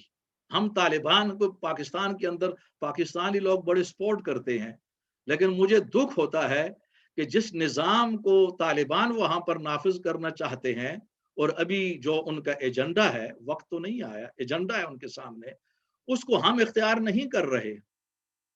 یہی جو افغانیوں کا، طالبان کا سربراہ ہے اس وقت، جو سپریم لیڈر ہے، ملا اخونزادہ، ہیبت اللہ اخونزادہ، اگر یہ لاہور میں آ کر الیکشن لڑیں، اسلام آباد میں یا کراچی میں، تو ان کو 2 ووٹ بھی ہماری قوم نہیں دے گی، ضمانت ضبط ہو جائے گی۔ مگر افغانستان کے اندر وہ رہیں، وہاں اسلام نافذ کریں، ہم نہیں چاہتے پاکستان۔ یہ ایک الگ نفاق ہے کہ جس سے ہمیں نکلنا ہوگا۔ اگر ہم سمجھتے ہیں کہ اسلام، پاکستان اسلام کے نام پر بنا ہے، تو بہرحال وہ اسلام کی کوئی شکل اور صورت اور اس کی رحمت وہاں پر ہونی چاہیے۔ اس کا نتیجہ یہ ہوگا کہ ہمارے ہاں فراڈ ختم ہوگے، کرپشن ختم ہو جائے گی، کافی حد تک 2 نمبری کافی حد تک ختم ہو جائے گی۔ آپ نے دیکھ لیا، ابھی طالبان نے حکومت نہیں بنائی، ابھی تازہ کنٹرول سنبھالا ہے، لیکن امن و امان کی صورتحال وہاں پر بہتر ہوئی ہے، یہ ان کے مخالفین نے بھی اعتراف کیا۔ سب سے بڑی بات، تعمیر امن و امان کے ساتھ ہوتی ہے، لیکن ابھی طالبان کا امتحان ہے، جو وعدے ہیں وہ ان کو پورا کرنا ہوگا، وہ خدا کے سامنے بھی جواب دہ ہیں سب سے پہلے، اور پھر عوام الناس اور پوری دنیا، ورلڈ کمیونٹی کے سامنے۔ تو میں اسی پر اتفاق کروں گا آج کے حوالے سے، یہ ضروری باتیں ہیں، ان میں بہت سی ایسی باتیں ہیں جو اس سے پہلے ہم نے اس فورم پر نہیں کی تھی، لیکن آج چونکہ 9/11 کی 20ویں یہ یادگار ہے، اینیورسری ہے، تو اس حوالے سے ہم نے اپنے نصاب کو روک کر آج کے اس موضوع کو چیلنج کے طور پر اختیار کیا۔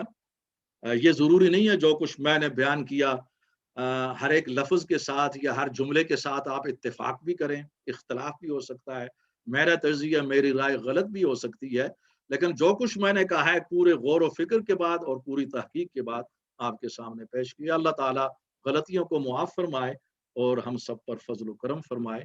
وما علینا الا البلاغ المبین۔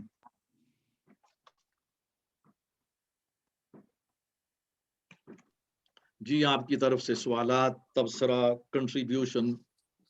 سب ایک چیز جو اس وقت لمحہ فکریہ ہے کہ طالبان نے جتنی جلدی، جیسے کہ آپ نے ابھی ذکر کیا، جتنی جلدی پورے افغانستان پہ قبضہ کیا ہے، یہ فوج جو امریکنز کہتے ہیں جی ہم نے ان کو اعلیٰ اسلحہ دیا، اعلیٰ ٹریننگ دی، اعلیٰ یہ وہ کیا، انہوں نے کیا وجہ تھی کہ انہوں نے ایک بھی لڑائی نہیں کی ان کے طالبان کے ساتھ؟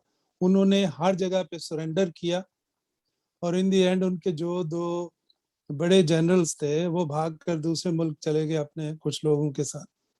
اس کا بیک گراؤنڈ کیا؟ آیا طالبان نے کسی طریقے سے ان پہ سائیکولوجیکل کنٹرول کیا، یا کہ ایک اور تھیوری ہے کہ ایک ان کی فورس ہے بدری فورس، جو کہ سنا ہے کہ پاکستانیوں نے بنا کے دی ہے، اور وہ بہت ہائیلی ٹرینڈ کچھ لوگ ہیں، 360 یا اس قسم کے، اور وہ کسی بھی اعلیٰ سے اعلیٰ ترین فورس کو بیٹ کر سکتے ہیں چند منٹس کے اندر، اس طرح سے ان کی ٹریننگ۔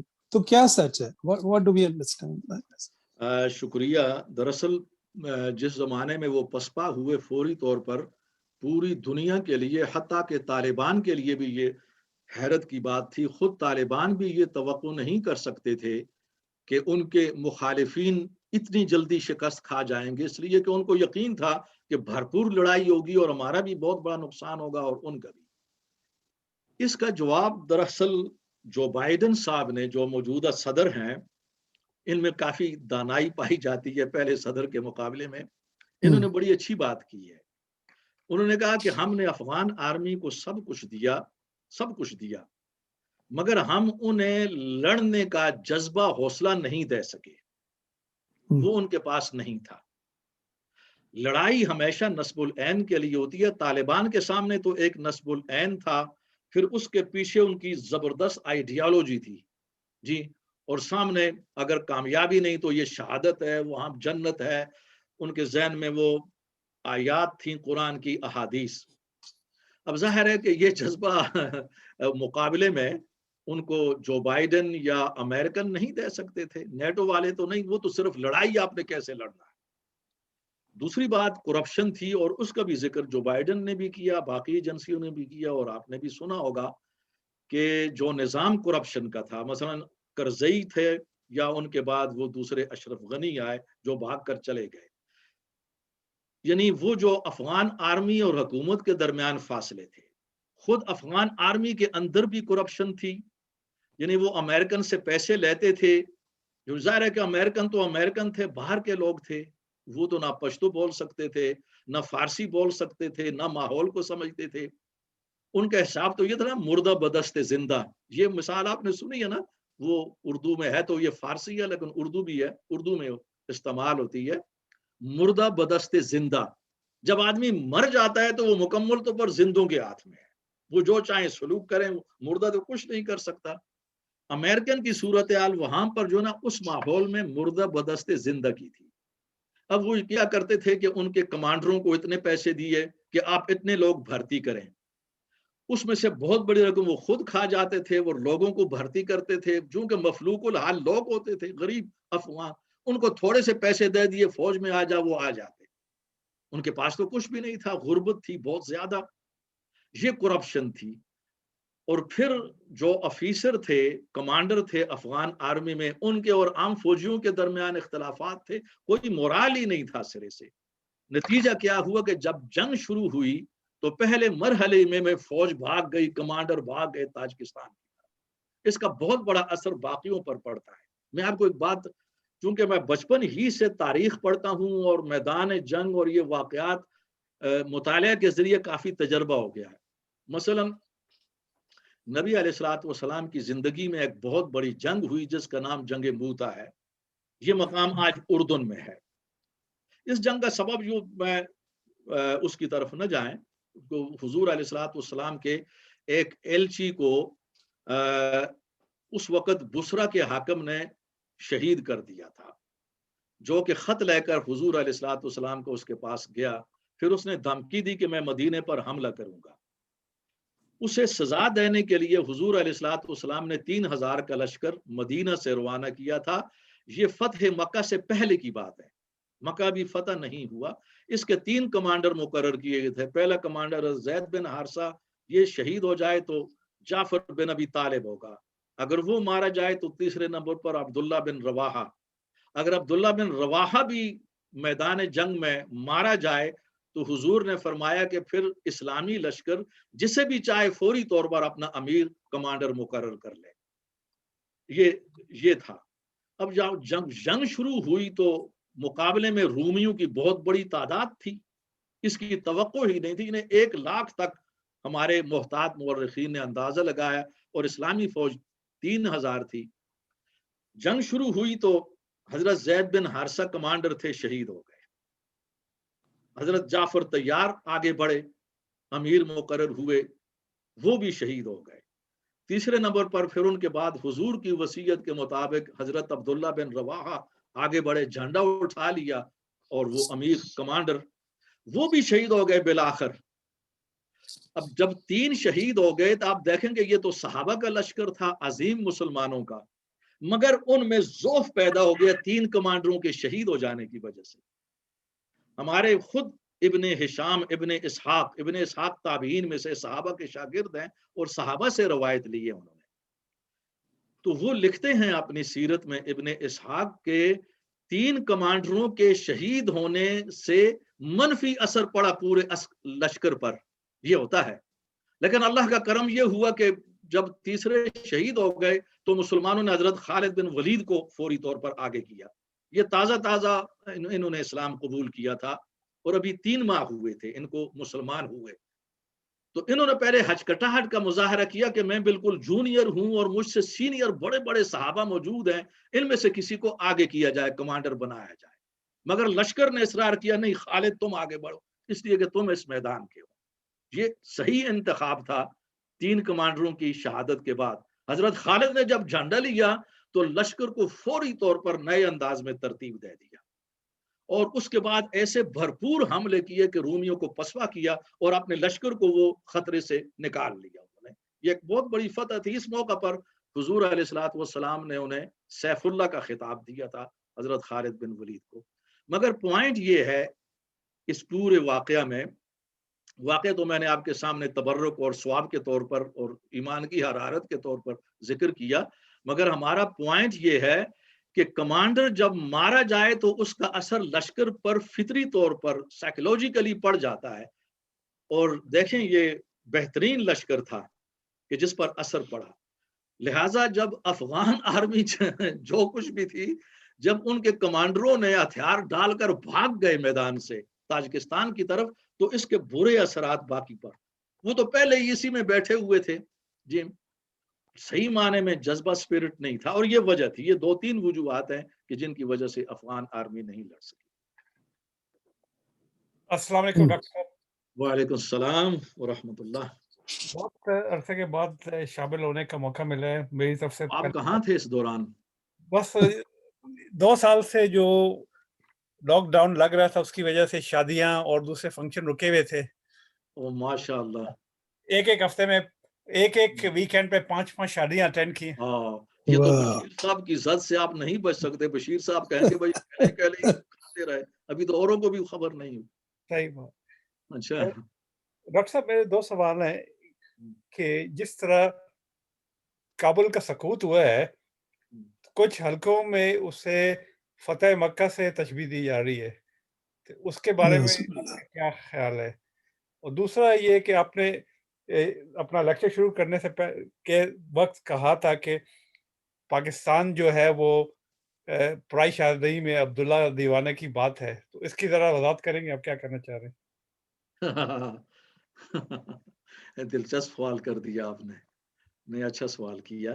پہلی بات یہ ہے کہ لوگوں کی اپنی اپنی فکر ہوتی ہے کہ وہ اس کو کسی نہ کہیں سے وہ جوڑ دیتے ہیں, اس لیے کہ یہ ایک ایسی طالبان کے لیے فتح تھی جو ناقابل تصور تھی ان کے لیے بھی اور ان کے مخالفین کے لیے بھی. تو جیسا کہ میں نے عرض کیا کہ یہ ہماری عادت ہے, خصوصاً پاکستان میں جذباتیت باقی عالم اسلام سے کچھ زیادہ ہے, تو ہمارے ہاں لوگ بہت اونچی سروں میں بات کرتے ہیں. تو ان میں سے یہ ایک ہے.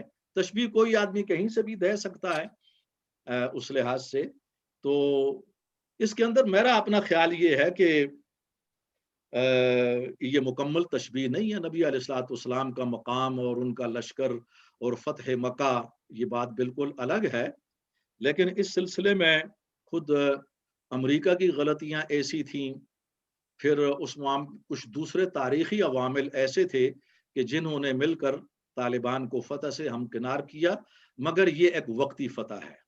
اصل فتح اس وقت ہوگی جب طالبان اپنے وعدوں کو پورا کریں گے اور ان پر پوری طرح کھڑے ہوں گے, تو اس وقت ان کی فتح ہوگی. اور انہوں نے خود بھی کہا ہے کہ جب ہم پوری طرح کامیاب ہو جائیں گے نظام کو قائم کرنے میں, اپنے وعدوں کو پورا کرنے میں, تو تب ہماری فتح ہوگی. میں سمجھتا ہوں کہ ایک فریق جو اصل فریق ہے, جو بات وہ خود کہتا ہے ہمیں بھی وہی کہنی چاہیے کہ وہ جس انداز میں بات کرتا ہے اس میں بڑی سنجیدگی ہے. دوسری بات, وہ پرائی شادی میں عبداللہ دیوانہ والا مسئلہ یہ ہوتا ہے, جو یہ ہماری عادت ہے. اس میں میری مراد یہ ہے کہ ہم اپنی زبان کو چھوڑ کر, اپنے کلچر کو چھوڑ کر دوسروں کے کلچر پر ہم فخر کر رہے ہیں. پاکستان میں خود ہمارے جو اردو کے چینل ہے وہ حقیقتاً انگلش کی عظمت کو قوم کے ذہنوں میں بٹھانے کے لیے قائم کیے گئے ہیں. وہ کوئی اردو نہیں بول رہا ہے یا نہ ان سے کوئی یہ چیز ہمارے سامنے آتی ہے. ہمارے جو ڈرامے ہیں وہ باہر کے کلچر کو پروموٹ کر رہی ہے دوسروں کے. تو میری مراد یہ ہے کہ پاکستان کے پاس سب کچھ ہے, وسائل ہیں, اس کے پاس نظام ہے, بہترین زبان ہے, بہترین کلچر ہے. اگر اس کو صحیح طور پر اختیار کر لیا جائے تو اس سے امریکہ ہماری تقلید کر سکتا ہے. یہ میں جذباتی بات نہیں کر رہا. ہم جیسے لوگوں کو تکلیف اس وقت ہوتی ہے جب ہمارے پاس آب حیات ہے, یعنی زندگی کا پانی, وہ ہم نے روک رکھا ہے اور دوسرے کے پانی کو پینے کے لیے ان کے گھاٹ پر ہم جاتے ہیں. وہ عام پانی ہے, ہمارے پاس آب حیات ہے, ہمیں آب حیات خود بھی پینا چاہیے اور دوسروں کو بھی دینا چاہیے. تو یہ میری مراد اس سے یہ تھی. ڈاکٹر صاحب میں نے بات تو بڑی آپ کی سنی, اور طالبان کا یہ سارا جو بات ہے وہ ٹھیک ہے, فتح وغیرہ کی ہم بات تو کرتے ہیں, لیکن ریئلزم تو ہم جو ہوتی ہے وہ ہم لوگ تو انالیسس کر سکتے ہیں کہ جو انہوں نے کیبنٹ جو ہے وہ اناؤنس کی ہے, اور کیا وہ کیبنٹ اس قابل ہے کہ وہ افغانستان کو آگے لے جا سکے. ایک ایسی کیبنٹ کو اناؤنس کرنا کہ جس میں سراج حقانی جیسے کنٹروورشل فگر ہو اور اس کو انٹیریئر منسٹری بھی دے دی جائے, اور اس کے علاوہ اور بھی موسٹ وانٹڈ پیپل ہوں, تو آغاز تو میرے خیال میں بہت برا ہے. آپ دیکھیں اگر اس اپنا کیا کہتے ہیں, اگر انہوں نے غلطیوں سے سمجھا ہو تو وہ تو ٹائم ول ٹیل, لیکن میرا خیال میں تو start based on the cabinet announcement is a very bad start. یہ چیز جو ہے یہ اسٹارٹ جو ہے نہ ان کو کوئی انٹرنیشنل اپروول دلانے میں مدد کرے گا, اور نہ ہی ان کو کیا کہتے ہیں کوئی اپنا نہ ہی ان کی گورنمنٹ کو کوئی کریڈیبلٹی دلانے میں مدد کرے گا. سٹارٹ سے تو یہی ظاہر ہوتا ہے انٹیریئر منسٹری سے راج حقانی کے پاس ہونے سے کہ آئی ایس آئی کے ایک مطلب کیا کہتے ہیں نمائندے کو انہوں نے ایک طرح سے افغانستان کی انٹیریئر جو ہے وہ ساری جو ہے وہ نمائندگی دے دی ہے. اب اور اوپر سے وہ بھی بندہ کہ جس کو ایف بی آئی میں اپنا کیا کہتے ہیں ایف بی آئی اور یو ایس اے نے اس کو ڈیزگنیٹڈ ٹیررسٹ کیا ہو, اس سے نہ کوئی یہ ان لوگوں کو کوئی فائنینشیل سٹینڈنگ ملے گی, اور دوسرا سب سے بڑی بات یہ ہے کہ there is a very very big likelihood کہ انٹیریئر سول وار جو ہے وہ دوبارہ سٹارٹ ہو سکتی ہے, بیکاز ابھی سے باتیں آ رہی ہیں کہ اپنا کیا کہتے ہیں 3 گروپ بن گئے ہیں, کندھار گروپ بن گیا ہے, حقانی گروپ بن گیا ہے, اور تیسرا وہ جو گروپ وہ جو ایک اور علاقہ ہے اس کا وہ بن گیا ہے. یہ تو میرے خیال میں خوابوں کی باتیں ہیں, لیکن ابھی جو دوسری سب سے بڑی چیز نظر آ رہی ہے کہ جب آپ نے اپنی آرگنائزیشن میں اپنی پہلی بات تو یہ کہ کیبنٹ جو ہے پیتھیٹک چوائسز ہیں, اس میں کوئی ایسا بندہ نظر نہیں آ رہا کہ جس کو گورنمنٹ کرنے کا پتا ہو اور اس کو پتا ہو کہ کنٹری کو رن کس طرح کرنا ہے, سوائے اس کے ہتھیار اٹھانے کے. دوسری بات کنٹروورشل فگرز ہیں. تیسری بات یہ ہے کہ اپنا کیا کہتے ہیں ابھی تک کوئی ایسی چیز یا ڈائریکشن نظر نہیں آ رہی کہ افغانستان کو اکنامکلی کس طرح چلائیں گے. اب یہ تو ٹھیک ہے کہ ہم خوابوں کی باتیں تو کر سکتے ہیں, لیکن میرا خیال میں طالبان کی گورنمنٹ نے بہت ہی برا سٹارٹ کیا ہے, خاص طور پر جو کل کیبنٹ جو آئی ہے اس سے لگتا یہی ہے کہ کوئی تیاری نہیں ہے اور کوئی اپنا منصوبہ بندی نہیں ہے کہ جنگ کے بعد جو ہے وہ افغانستان کو کیسے چلانا ہے. باقی ٹائم ول ٹیل. شکریہ. تھوڑا سا آپ کی بات سے سلائٹلی میں اختلاف کروں گا, اگرچہ آپ کی بات میں وزن ہے. طالبان کے اندرونی طور پر کچھ مسائل ہیں, ان مسائل یا چیلنجز کے تناظر میں اس کیبنٹ کو دیکھا جائے گا, اور یہی وجہ ہے کہ ان کی گورنمنٹ بنانے میں اعلان کرنے تک تاخیر ہوئی ہے. ضرورت سے زیادہ تاخیر کی وجہ یہی تھی کہ ان میں بہت سے گروہ ایسے ہیں کہ جو یہ چاہتے تھے کہ خصوصاً گلبدین حکمت یار کے کچھ لوگ ہوں, حکمت یار خود ہو جائیں. عبداللہ تو خود نہیں ہو سکتے, لیکن ان کے کچھ حضرات, حامد کرزئی کے کچھ افراد کو لیا جائے. گلبدین خود بے شک ہوں, کیونکہ وہ کافی ان کے قریب رہے ہیں اور ان کا انداز بھی ان کے قریب رہا ہے, لیکن اس کی مخالفت بھی بہت زیادہ تھی ان دوسرے گروپوں کی طرف سے, اور حقانی کو آگے لانا اور اس کو وزیر بنانا اس کی مخالفت بھی تھی اندرون خانہ. ان میں یہ باتیں ہوئی ہیں, لیکن ان کے چیلنجز ہیں کہ اگر وہ ان کو نہیں لاتے تو ایسی ناراضگی پیدا ہوتی ہے کہ آپس میں طالبان کی خانہ جنگی کہیں شروع نہ ہو جائے. تو اس سے بہتر یہ ہے کہ بعض اوقات جو وقت کی ضرورت ہوتی ہے اس سے سامنے رکھا جائے. اب مجھے ذرا مکمل کر لینے دینا, آپ کی طرف آ رہا. یہ ان کے اندر کے مسائل ہیں, یہ آپ کی اس بات سے اتفاق کرتا ہوں, یہ بہت بڑے چیلنجز ہیں. یہ اگر وہ صحیح راستہ اختیار نہ کیا تو وہ آپس میں جس کا آپ نے اشارہ کیا ہے سول وار کا, وہ ہو سکتی ہے. یہاں تک میں آپ کے ساتھ قائل ہوں, اللہ کرے کہ یہ نہ ہو. لیکن جو کیبنٹ ہے, جو آپ نے سوال کیا ہے کہ آیا یہ آگے نظام چلا سکتی ہے یا نہیں, میں یہ سمجھتا ہوں کہ اگر وہ ایک نقطہ میں حذف مجھے یاد نہیں رہا کہ طالبان اس وقت یہ کریں کہ مغربی طاقتیں یہ چاہتی ہیں, خصوصاً امریکہ بھی, کہ وہاں پر جو برین ڈرین ہے, قابل لوگ ہیں, وہ سب کے سب وہاں سے نکل جائیں, اور بہت زیادہ وہ انہوں نے نکال بھی دیے ہیں. طالبان یہ کرم کریں اپنے اوپر ملک پر بھی کہ وہ ان لوگوں کو روک لیں, ان کو مراعات دیں, کیونکہ یہ ایسے لوگ ہیں جو ان کو حکومت چلانے میں مدد کر سکتے ہیں. اس میں کچھ نہیں کہہ سکتا اس وقت. یہ جو کیبنٹ ہیں, جو وزراء ہیں, ان میں اہلیت کتنی ہے. ممکن ہے کہ یہ چلا سکیں کیونکہ ماریں کھائی ہیں, کچھ نہ کچھ تجربہ ہو, اور اگر نہ ہو تو پھر وہ اپنے ساتھ ایسے لوگوں کو رکھیں. اور جیسے کہ میں نے پہلے بھی عرض کیا کہ جیسے انہوں نے ایئرپورٹ کے لیے چلانے کے لیے قطر اور ترکی سے مدد مانگی ہے, تو حکومت چلانے کے لیے پاکستان سے رجوع کر سکتے ہیں, ترکی سے رجوع کر سکتے ہیں. اور میں نے پہلے عرض کیا کہ بہت سے معاملات ایسے ہیں کہ یہ باعث امریکہ اور یورپ میں مسلمانوں کے اہم ترین سکالر ہیں, ان کو بلا لیں, وہ کافی مدد کر سکتے ہیں. اگر اس طرف وہ آ جائیں تو ان کی حکومت چل سکتی ہے. لیکن یہ معلوم نہیں, ابھی تک ہم کچھ نہیں کہہ سکتے, قبل از وقت ہے کہ آئندہ کیا ہوگا. ہم دعا ہی کر سکتے ہیں کہ اب اللہ ڈاکٹر کرے کہ صاحب بہتر ہو. جی. بات یہ کہ ہمیں یہ دیکھنا چاہیے کہ 3 ہفتوں کے اندر ان کی تیاری کیا تھی اور وہ کیا چیز سامنے لے کر آئے.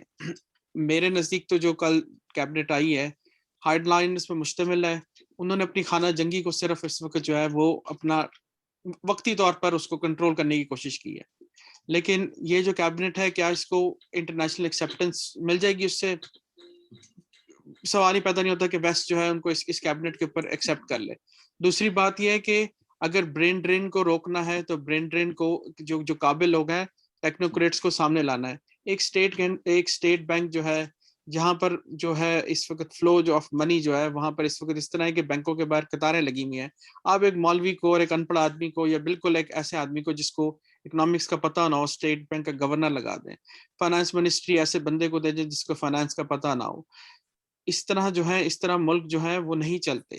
کہیں بھی آپ جہاں کسی بھی زمانے ہم خوابوں و خیالوں کی تو بات کر سکتے ہیں لیکن ہم یہ نہیں سمجھتے کہ جب اسلام پھیلا تھا تو اسلام میں سب سے زیادہ جو تھا وہ ٹیکنوکریٹس کا جو کنسیپٹ تھا وہ لایا ہی اسلام تھا کہ گورنرز تھرو ٹیکنوکریٹس اور گورنرز تھرو اسپیشلسٹ کا کنسیپٹ جو تھا یہ اسلام لے کر آیا تھا.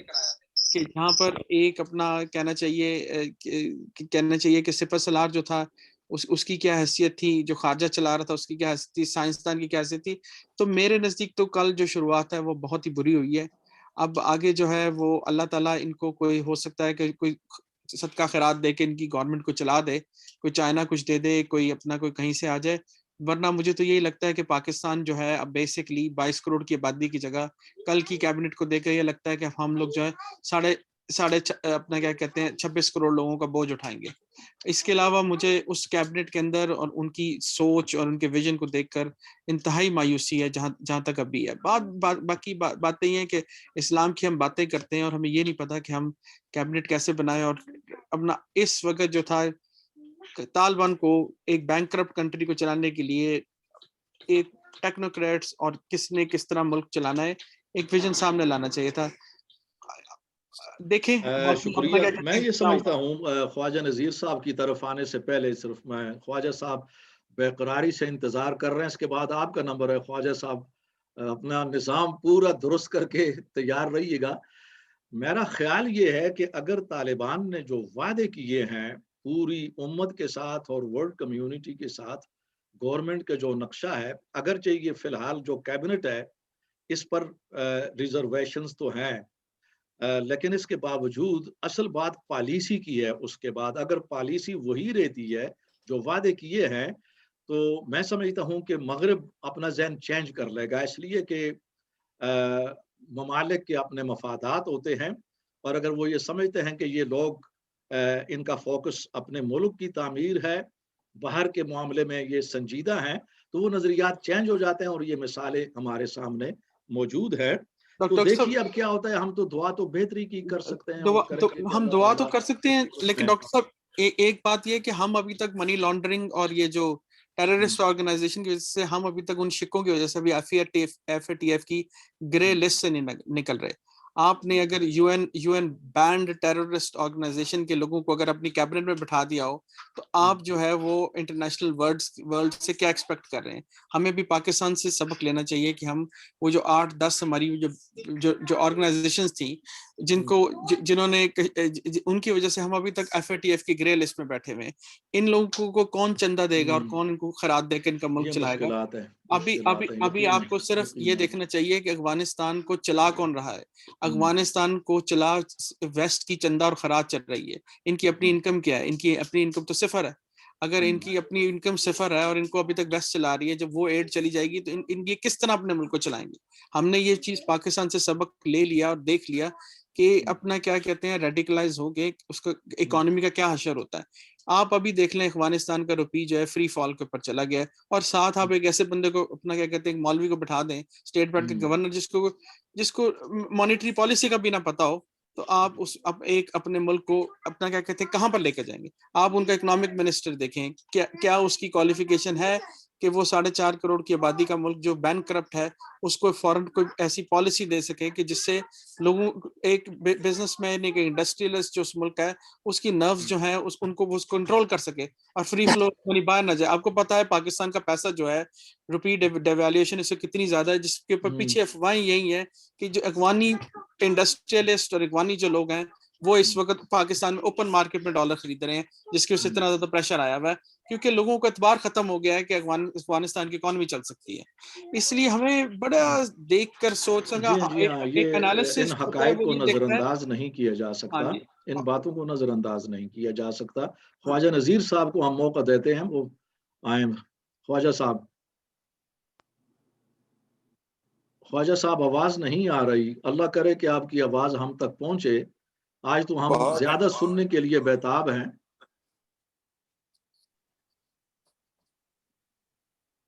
جی آ رہی ہے جی؟ ہاں اب آ گئی ہے. جی جی اب آواز پوری طرح آ گئی ہے. جی اب بہتر ہے کچھ؟ جی جی ہاں بالکل، آپ جاری رکھیں، شروع کریں. ڈاکٹر صاحب پہلی بات تو یہ آپ کا جو پنچ لائن جو ہے نا آپ کے سارے بہت ہی خوبصورت کہنا چاہیے اور انداز میں کہ جذباتیت جو ہے وہ سب سے خطرناک ہے. حالانکہ جذبہ جو ہے وہ بہت ضروری ہے اور وہ جذبے سے آ رہی چیز جو ہے نا وہ آپ کو کامیابی کی طرف نہیں لے جا سکتی. ہمیں جو ہے وہ افغانیوں کو یا طالبان کو فل کریڈٹ دینا چاہیے. یہ 2-3 نیگیٹو چیزیں جن کو ہم میگنیفائی کر رہے ہیں اور ہم چاہ رہے ہیں کہ جی چند دنوں میں وہ بہت آئیڈیل حکومت بنا دیں، وہ پاسبل نہیں. اب مجھے یہ ہے کہ جی اکانومی ابھی اس سٹیج پہ تو امن سب سے زیادہ ضروری ہے جس میں وہ کامیاب ہیں. پاکستان اتنی دیر سے لگا ہوا ہے اور وہ اپنی کامیابیاں کیا کہنا چاہیے ناکامیوں میں اضافہ کر رہا ہے، اور دوسری طرف ہم افغانیوں سے یہ توقع کر رہے ہیں کہ جی چند دنوں میں وہ معجزہ دکھا دیں. انہوں نے ایک سپر پاور اب اور اس سے پہلے دوسری سپر پاور نہتے ہونے کے باوجود، میں لفظ نہتا اس لیے کہہ رہا ہوں، پہلے تو چلے اسٹنگر وغیرہ تھے، ان کو تو کسی دوسرے ملک نے مدد نہیں دی. یہ بہت بڑی کامیابی ہے and we must pay full tribute to them. Number 2 کہ ہم مسائل کو مغرب کی نظر سے دیکھنے کے عادی ہیں. مغرب جو ہے وہ مطلب اپنا نظام کیوں تھوپے؟ میں کوئی حق نہیں رکھتا کہ جی میامی بیچ پہ جو ہے وہ نیم لباسی ختم کر دیں. اسی طرح ان کا کوئی حق نہیں ہے کہ وہ افغانیوں کو کہیں گے جی عورتوں کی آزادی کا نام اس وقت صحیح ہوگا جب وہ برقع اتار دیں. یہ باتیں جو ہے نا ہم اپنی، میں سمجھتا ہوں کہ یہ ہماری جو ہے بالکل غلط اپروچ ہے. ان کو اپنے طریقوں سے، اور یہ کوئی بات نہیں ہے کہ جو وہ جاہل ہیں. اکبر اعظم بہت بڑا جاہل تھا، حیدر علی بہت بڑا جاہل تھا، ٹیپو سلطان جاہل تھا. یہ نہیں ہے کہ جی آپ کہیں کہ جی ایک جاہل آدمی جو ہے اس میں عقل کی کمی ہوتی ہے. He can just use. یہ آج کل تو دنیا کسی سے بھی جو ہے وہ اپنی مدد لے سکتی ہے، ٹیکنالوجی میں بھی لے سکتی ہے. اسلام جب میں یہ ریفرنس جو ہے وہ غلط ہے کہ جی ہم ٹیکنالوجی، اسلام جو ہے ٹیکنالوجی کے ذریعے پھیلا ہے. نو، لاسٹ ٹائم بھی یہ بات ہوئی اور آپ نے بھی بلکہ جو ہے وہ جلندری کی نظم دے کر کے کہ بھئی وہ بدر میں ان کے پاس، دیکھیں رزمیہ شاعری میں کچھ چیزیں ایسی ہوتی ہیں جس میں ایگزیجریٹ کیا جاتا ہے، بٹ ڈزنٹ مین کہ بھئی جنگ بدر جیسا جو مارکا ہے وہ جذبات کے اور جذبے سے جیتا گیا، اللہ کی رحمت سے جیتا. اسی طرح جو ہے ان لوگوں نے بہت بڑی کامیابی حاصل کی ہے. اللہ کرے جس طرح آپ بھی اعتراف کر رہے ہیں، ابھی تک وہ ہم سے زیادہ حقیقت پسند ہے. میں سمجھتا ہوں پاکستانیوں سے زیادہ حقیقت پسند. And we must support them. انشاءاللہ اللہ تعالیٰ جو ہے وہ معجزے، میں نہیں کہتا کہ معجزوں کی دنیا تو جو ہے وہ بہرحال جو بھی ہے اللہ اب بھی بہرحال دکھا سکتا ہے، لیکن ہر چیز کو نیگیٹو سینس میں لینا کہ جی وہ جو ہے وہ یہ نہیں کر پائیں گے. یا اکانومی ہماری اتنی دیر سے لگے ہوئے ہیں، کیا ہم نے اکانومی میں کمال دکھا دیا ہے؟ مغرب کی نظروں سے ان کی اینک سے مسائل کو حل نہیں کر سکتے، نہ ہونا چاہیے. وہ جو ہے نا کہ وہ سفالے ہند سے جامو سبو پیدا کر، وہ اپنے ٹھیٹھ جو ہے نا کہنا چاہیے، جو دیسی شراب جسے کہنا چاہیے نا، اس سے جو ہے وہ مزہ لینا چاہیے. یہ نہیں ہے کہ جی ہم کہیں کہ جی ہاں جب تک وڈکا نہیں ہوگی تو تب تک ہمارے مسائل نہیں ہوں گے. We must have full confidence, اور اس میں ان لوگوں کو سپورٹ دینی چاہیے. اس اسٹیج پہ ان کی جتنی مدد ہو سکتی ہے کرنی چاہیے. آپ نے بہت سارے حقائق جو ہیں جو چھپے ہوئے تھے، حمید گل والے اور یہ اپنا سیمن احمد قاضی والے، اب اگر وہ ایڈمٹ کر رہے ہیں اور اعتراف کر رہے ہیں تو we must salute them. Let us wait. یہ چند دنوں کی ابھی بات ہوئی ہے، اس چند دنوں میں ہم کہیں کہ جی وہ ماڈل کانسٹیٹیوشنل اسٹیٹ بن جائیں گے یا ڈیموکریٹک اسٹیٹ بن جائیں گے، ایسی کوئی بات نہیں. آپ نے ایران کی مثال دی ہے، اللہ کرے کہ وہ ایران والی مثال جو ہے وہ اب لوگوں نے قابل قبول بنا لیا ہے نا کہ بھئی ہاں یہ بھی ہو سکتا ہے. Let it be.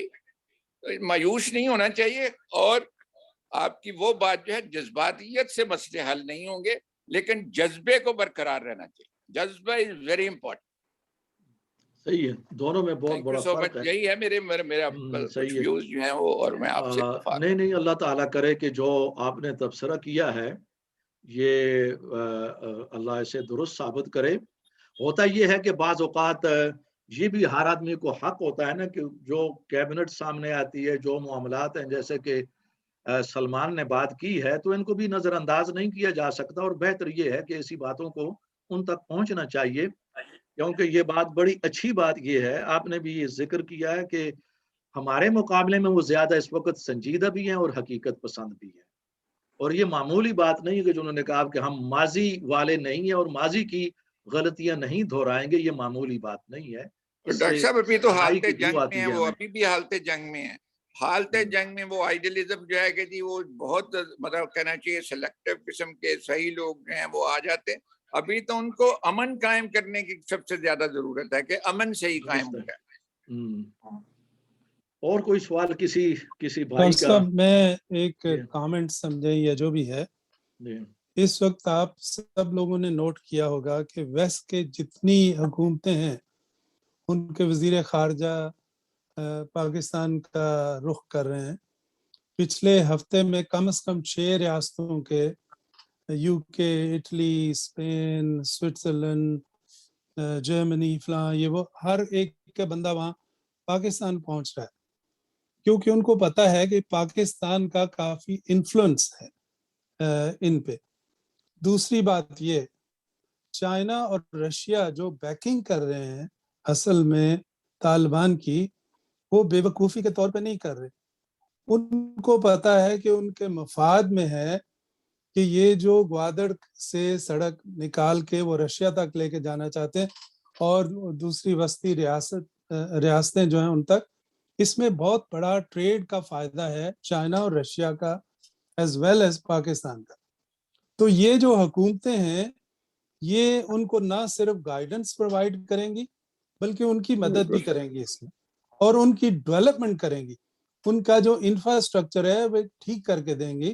اور چائنا چاہتا ہے کہ وہ انویسٹمنٹ کرے کیونکہ اس کے پاس اتنا پیسہ ہے، they need to spend it somewhere.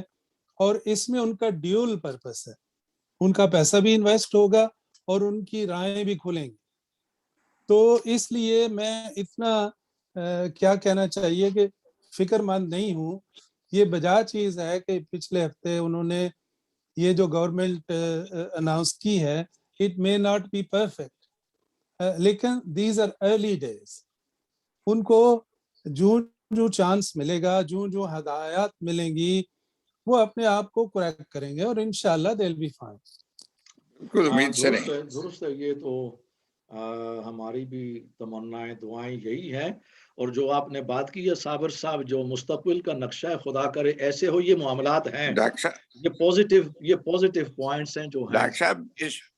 Doctor صاحب اس میں ضمنی طور پہ میں بتاؤں، ابھی یہ جو ہمسایہ ملکوں کے انٹیلیجنس چیفز ہیں ان کی ملاقات جو ہے ابھی میٹنگ ہوئی ہے، کل ہوئی ہے. مصیبت یہ بنی ہوئی ہے کہ انڈیا اور ایران کی انٹرسٹ بھی جو ہیں بہار پہ جتنی انویسٹمنٹ انڈیا نے کیا اس کا بیڑا ہرات کے ذریعے تو ان کی جو ہے وہ شروع بھی ہو گئی تھی کہ بھئی یہاں اس سے تجارت کریں. وہ انویسٹمنٹ ان کی جائے, سی پیک ان کے سر پہ سوار ہے.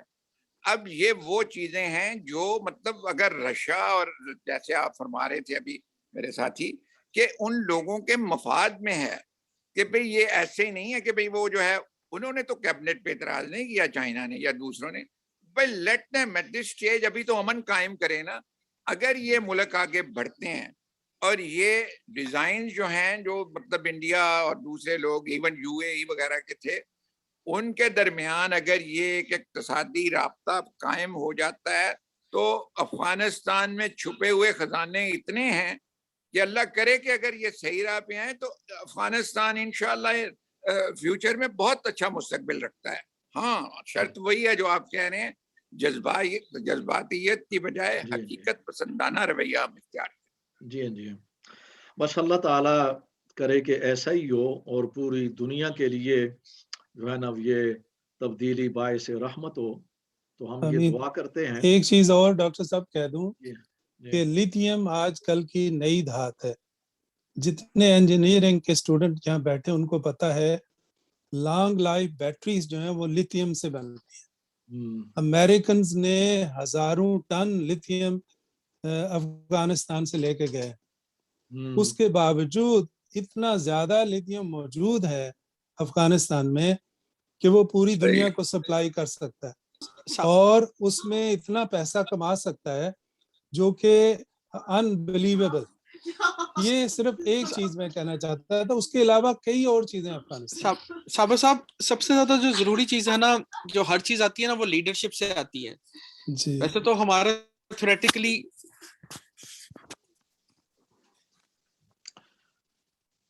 آواز بند ہو گئی آپ کی سلمان صاحب, کوئی پرابلم ہو گیا انہیں, آواز نہیں آ رہی. ہاں بات کرتے کرتے رک گئی اچانک, ٹیکنیکل.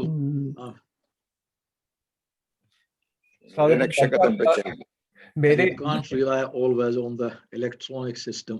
میرے دو سوال ہیں. جی ہاں گل عمران صاحب. جی پہلا سوال تو میں چاہتا ہوں کہ اگر آپ, کیونکہ افغانستان کی موجودہ کیبنٹ کو دیکھتے ہوئے بیسیکلی یہ دیکھا گیا ہے کہ انہوں نے کسی خاتون کا انتخاب نہیں کیا سیاست کے لیے, تو اگر آپ اسلامک ہسٹری سے بتا سکیں کہ کیا خواتین کا کیا حصہ تھا اسپیشلی سیاست اور اقتدار میں.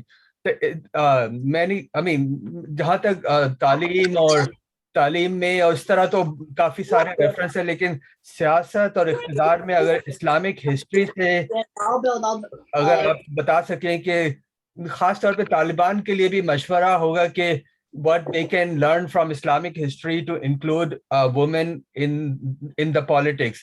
ایک سوال تو میرا یہ, اور دوسرا سوال جس طرح صابر صاحب نے کہا ہے کہ ریجنل انٹرسٹ ہے کہ افغانستان اسٹیبلائز ہو اور یہ کوریڈور بنے فار دا ٹریڈنگ روٹ, لیکن ویسٹرن انٹرسٹ اور امریکن انٹرسٹ یہ بھی ہو سکتا ہے کہ اس چیز کو سکسیسفل یہ چیز سکسیسفل نہ ہو.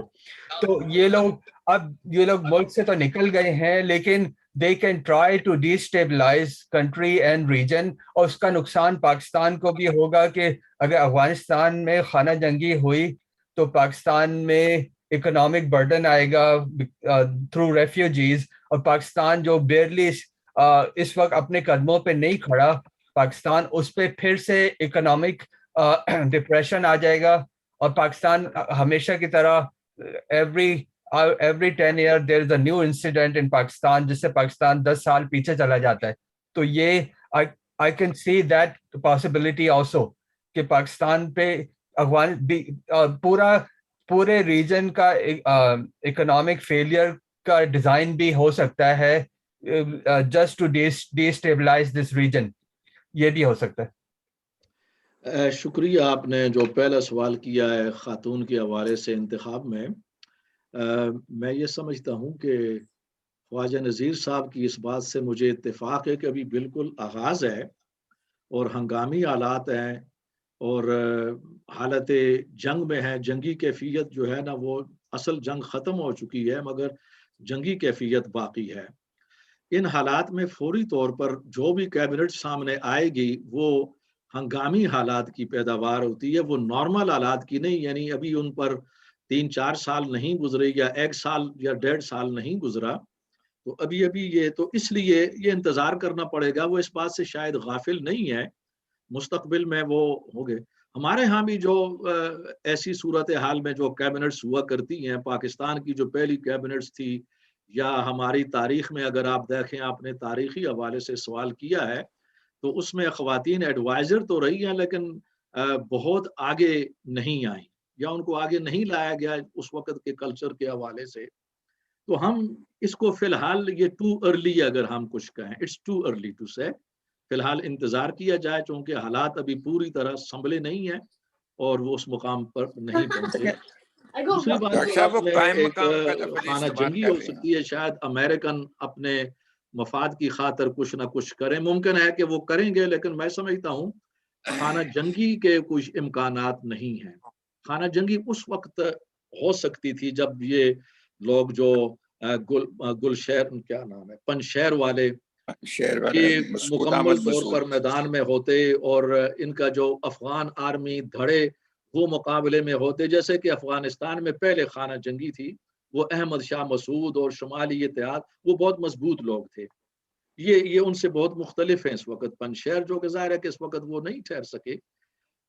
خانہ جنگی کا اگر کوئی امکان ہو سکتا ہے تو وہ اس لحاظ سے نہیں کہ طالبان کی مخالفت میں کوئی دھڑا آ جائے گا افغانستان میں, وہ نہیں ہے. اگر کوئی امکان ہو سکتا ہے تو طالبان کے اندر ہے, مگر اس کا فی الحال امکان نہیں ہے کہ طالبان کے اندر خانہ جنگی ہو, اس لیے کہ یہ لوگ اتنی ماریں کھانے کے بعد اب 20 سال کے بعد اس حالت میں آئے ہیں کہ خاصے سنجیدہ ہیں. یہ میں آپ کو سچی بات بتاتا ہوں کہ میں جب اپنے لوگوں کو یہاں پر دیکھتا ہوں یا ٹی وی پر پاکستانیوں کو, ان کے مقابلے میں یوں محسوس ہوتا ہے کہ طالبان یہ ہیں, جو اصل طالبان ہیں وہ غیر طالبان ہیں. یعنی ان کی اتنی حقیقت پسندی ہے کہ وہ بالکل لو پروفائل میں گفتگو کرتے ہیں. ابھی امریکہ کے خلاف حالانکہ ان کی فتح ہے, لیکن ان کے خلاف بھی گفتگو کے اندر بڑے سلیقے کے ساتھ اور بڑے طریقے کے ساتھ گفتگو کرتے ہیں. یعنی اس کے اندر بھی وہ بڑھ کے مارنا اور لمبی لمبی چھوڑنا, یہ چیز ابھی تک نہیں آئی.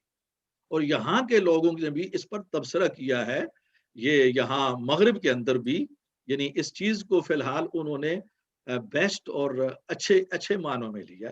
تو مختصر یہ ہے, میں یہ سمجھتا ہوں کہ خانہ جنگی کا کوئی وہاں پر امکان نہیں ہے. امریکہ اور ویسٹ کوشش کرے گا ناکام کرنے کی, اس لیے کہ وہ ان کے سامنے یہ چیز ہے, اور انڈیا بھی. مگر اگر طالبان اپنے وعدوں پر قائم رہے, اسی سنجیدگی پر قائم رہے, تو یہ کامیاب ہو جائیں گے. یہ ڈاکٹر صاحب وہ قائم مقام لفظ استعمال کرے, ڈاکٹر صاحب وہ اپنے وزراء کے لیے قائم مقام کا لفظ استعمال کر رہے ہیں. That means they are simply caretaker in a way. جب چیزیں سنبھل جائیں گی تو مے بی سم پرماننس جو ہے وہ اور شکل میں نظر آئے. اچھا ڈاکٹر صاحب میرا کنیکشن بریک ہو گیا تھا. دیکھیں کوئی ویسٹ میں یا کوئی کہیں اور دنیا میں کوئی یہ چیز کو نہیں برا سمجھتا کہ عورت کو ملے گی وہ یا نہیں ملے گی, یا اپنا گورنمنٹ اسلامی نظام سے چلاتے ہیں یا نہیں چلاتے. بات یہ ہے کہ اس وقت جو ویسٹ ہے, ویسٹ کا انٹرسٹ, اگر امریکہ کا انٹرسٹ افغانستان میں ہوتا تو وہ افغانستان سے کبھی نکلتا نہ. اصل بات تو یہ ہے کہ West has lost its interest in Afghanistan, خاص طور پر امریکہ, because they don't want to spend more money in a country which اور especially کووڈ اکانومی کے بعد جب اس وقت ساری اکانومیز انورٹ دیکھ رہی ہیں اور پہلی ایشوز ہے around fiscal deficits are very high. They didn't saw کہ investing more money in Afghanistan will going to reap them reward. Challenge اب افغانستان کے اوپر یہ ہے کہ وہ کس طرح اپنے آپ کو امن پسند وہ اپنا کیا کہتے ہیں ثابت کرتے ہیں, اور کس طرح جو ہے جو ان کے پاس وسائل ہیں اس کے اندر رہتے ہوئے اپنے ملک کو اپنا کیا کہتے ہیں چلاتے ہیں. میرا نہیں خیال ہے کہ کوئی ویسٹ میں سے آ کے ان کو ڈی اسٹیبلائز کرے گا جب تک وہ یہ نہیں ثابت کریں گے کہ ان کی وجہ سے ویسٹ کو دوبارہ سے خطرہ ہے. لیکن میں نے جو پہلے بات کہی تھی اور وہی میں بات ابھی وہ میں پھر کہہ رہا ہوں کہ you know the person from their action. جو پہلا ایکشن جو کیبنٹ کا آیا ہے اس سے تو کوئی کوئی امپریسو سٹارٹ نہیں ہے. ویل سی کہ ہاؤ اٹ گوز. جہاں تک لوگ یہ بات کر رہے ہیں کہ اپنا ان کو سال 2 سال 3 سال, آپ نے دیکھنا ہے کہ اس وقت افغانستان میں فلائٹ آف کیپٹل کہاں پر ہے اور کس طرح کہاں پر جو کیپٹل ہے وہ کدھر فلائٹ آف کیپٹل جا رہا ہے. اس وقت لوگوں کو 2000 یا پتہ نہیں 10,000 افغانی سے زیادہ نکالنے کی اجازت نہیں ہے کہ سینٹرل بینک کے اوپر اس وقت ان کے اتنا پریشر ہے. افغانستانی روپی جو ہے وہ فری فال کی طرف جا رہا ہے, انویسٹر جو ہے وہ باہر بھاگ رہا ہے. سب سے بڑا گورنمنٹ کا جو چیلنج ہے امن ایک ملک میں تبھی رہ سکتا ہے کہ جب لوگوں کے اندر کیا کہتے ہیں بینک کرپسی اور بھوک نہ آ جائے. جو یہ کہ اکنامک انارکی کو کس طرح وہ جو ہے وہ ریزالو کرتے ہیں, اس کے لیے ان کے پاس کوئی مہینہ 2 مہینے 5 مہینے 10 مہینے نہیں ہے. یہ ایک ایمرجنسی میں یہ چیز کنورٹ ہو جائے گی in next few weeks if that doesn't get controlled. تو یہ چیزیں کہنا کہ 3 سال میں کیا شو ہوگا 2 سال میں کیا شو ہوگا, آپ اپنے ملک میں دیکھیں کہ ڈالر کے اوپر کتنا پریشر آ گیا ہے جب سے طالبان کی گورنمنٹ آئی ہے, because the money there is a flight of capital from Afghanistan, اور پاکستان میں اوپن مارکیٹ سے اس وقت ڈالر بائی کیا جا رہا ہے. تو یہ ریئلزم میں ہمیں رہنا چاہیے, دعا کرنی چاہیے کہ اللہ کرے کہ وہ ایک صحیح ڈگر پر چل پڑے. لیکن وہ جو ڈگر ہے وہ ڈگر جو ہے وہ آپ کا پہلا سٹیپ جو ہے وہ شو کرتا ہے کہ وہ ڈگر کیا ہوگی. تو جو the first step when you're looking at their cabinet is very bad. اللہ کرے کہ جس طرح انہوں نے امن کی بات کی ہے کہ وہ اپنی گورنرز کو بھی فوراً اس چیز سے سبق لیں اور اپنی گورننس میں بھی کوئی ریڈیکل امپروومنٹ لے کر آئیں. دیکھیں جی ہر یہ میں نے پہلے بھی یہ بات کی ہے, اسپیشلزم کا کنسیپٹ جو تھا وہ مسلمان ہی لے کر آئے تھے. جب ہم اکبر کی بات کرتے ہیں تو ہم یہ بھول جاتے ہیں کہ اکبر کی جو رتن تھے, they were the most intelligent people, he used to find the most intelligent people available in the subcontinent irrespective of the religion, and they were his ratan who used to basically define the policies of his government, اور اپنا کیا کہتے ہیں who used to act as his advisors. اور اسی concept کو آج کل ہم کیبنٹ کہتے ہیں کہ the most competent people come to the top and lead the country and take the country forward. آپ کو پتہ ہی ہے اس ملک کا بھی کہ یہاں ملک میں چاہے جیسا بھی ہو جائے, بورس جانسن ہے, اس کے مائیکل گوف سے 10 اختلافات ہو سکتے ہیں, ساجد کو وہ کیا کہتے ہیں کیبنٹ سے نکل سکتا ہے, وہ کیبنٹ میں واپس بھی آ سکتا ہے, کیونکہ یہاں پر لوگ جو ہوتے ہیں پرسنالٹیز کو اپنے سامنے نہیں لے کر آتے. یہاں پر وہ یہ دیکھتے ہیں کہ کون سب سے زیادہ قابل ہے, کیا کہتے ہیں اپنا کیا کہتے ہیں ڈپارٹمنٹ کو چلانے کے لیے. اگر وہ بندہ قابل ہے تو یہاں پر آپ اپنا کیا کہتے ہیں میٹنگ کے اندر اس سے لڑائی بھی ہو سکتی ہے, گلاس بھی ایک دوسرے پہ مار سکتے ہیں, لیکن وہ اگلے دن پھر وہ واپس آ سکتا ہے اس وجہ سے کہ ہی ڈیزروز اٹ. آپ نے یہ دیکھ لیا ہے مائیکل گوف کے ہوتے ہوئے اور ساجد جاوید کے, دونوں نے بورس جانسن کے اگینسٹ اپنا کیا کہتے ہیں پارٹی کا پرائم منسٹر کے لیے وہ الیکشن لڑا تھا, لیکن دونوں کے دونوں نہ صرف کیبنٹ میں ہیں بلکہ سب سے امپورٹنٹ پوزیشنز میں ہیں. تو جو اپنا کیا کہتے ہیں وہ مملکتیں جو ہوتی ہیں وہ شاعری اور اس پر نہیں چلتی, حقیقت پسندی سے چلتی ہے. اسلام نے بھی ہمیں یہ سمجھایا ہے اور ہم امید کرتے ہیں کہ طالبان بھی یہ ہے ایک حقیقت پسندانہ لوگ لے کر آئیں گے جو اس ملک کو چلا سکیں, جو ابھی تک نظر نہیں آ رہا. اللہ کرے کہ کچھ بہتر ہو جائے, دعائی کی جا سکتی ہے. میں سمجھتا ہوں جو باتیں آپ نے کی ہیں چیلنجز سے وہ آگاہ تو ہیں, ان کو ان کی پرسیپشن ہے اور اس کا اظہار بھی انہوں نے کیا ہے. اس سے اندازہ ہوتا ہے کہ آنے والے دنوں میں وہ سمجھتے ہیں کہ اگر ایسا نہ ہوا تو کوئی غیبی مدد نہیں آتی اور یہ اللہ کا قانون بھی نہیں ہے. اگر اس بات کو وہ سمجھتے ہیں تو امید ہے کہ وہ اس کا تدارک ضرور کریں گے. اسی پر میرا خیال میں ہم اکتفا کریں, اب دعا کی طرف بڑھیں اگر اور کوئی اہم بات نہ ہو تو. Dr. Saab, thank you so much for your very detailed analysis of 9/11. I would just like to say the true reasons for the war under the pretext of this 9/11 incident. You haven't commented on, was it the true reasons was to destabilize the region of Afghanistan and Middle East due to the imperialistic policies of the West to invade and take over the resources, like Saber Saab has mentioned, lithium in Afghanistan, black gold in the Middle East. Were these the true reasons, the underlying reasons for the war? Well, I agree with you, Ashraf Saab, the policy of the West. But on the other hand, when we're talking about the policy of the West, there is another important aspect can never be ignored, because Islamically, that's the point we have to look at it. We always ignored, and as a result, always we have been in trouble and facing trouble. For example, 9/11, that was avoidable. If Taliban and these people, they have to follow the proper procedure with regard to Osama and his network, and history would have been different. And I've spoken in detail on this point. And later on, Osama admitted that was in the dark who was responsible.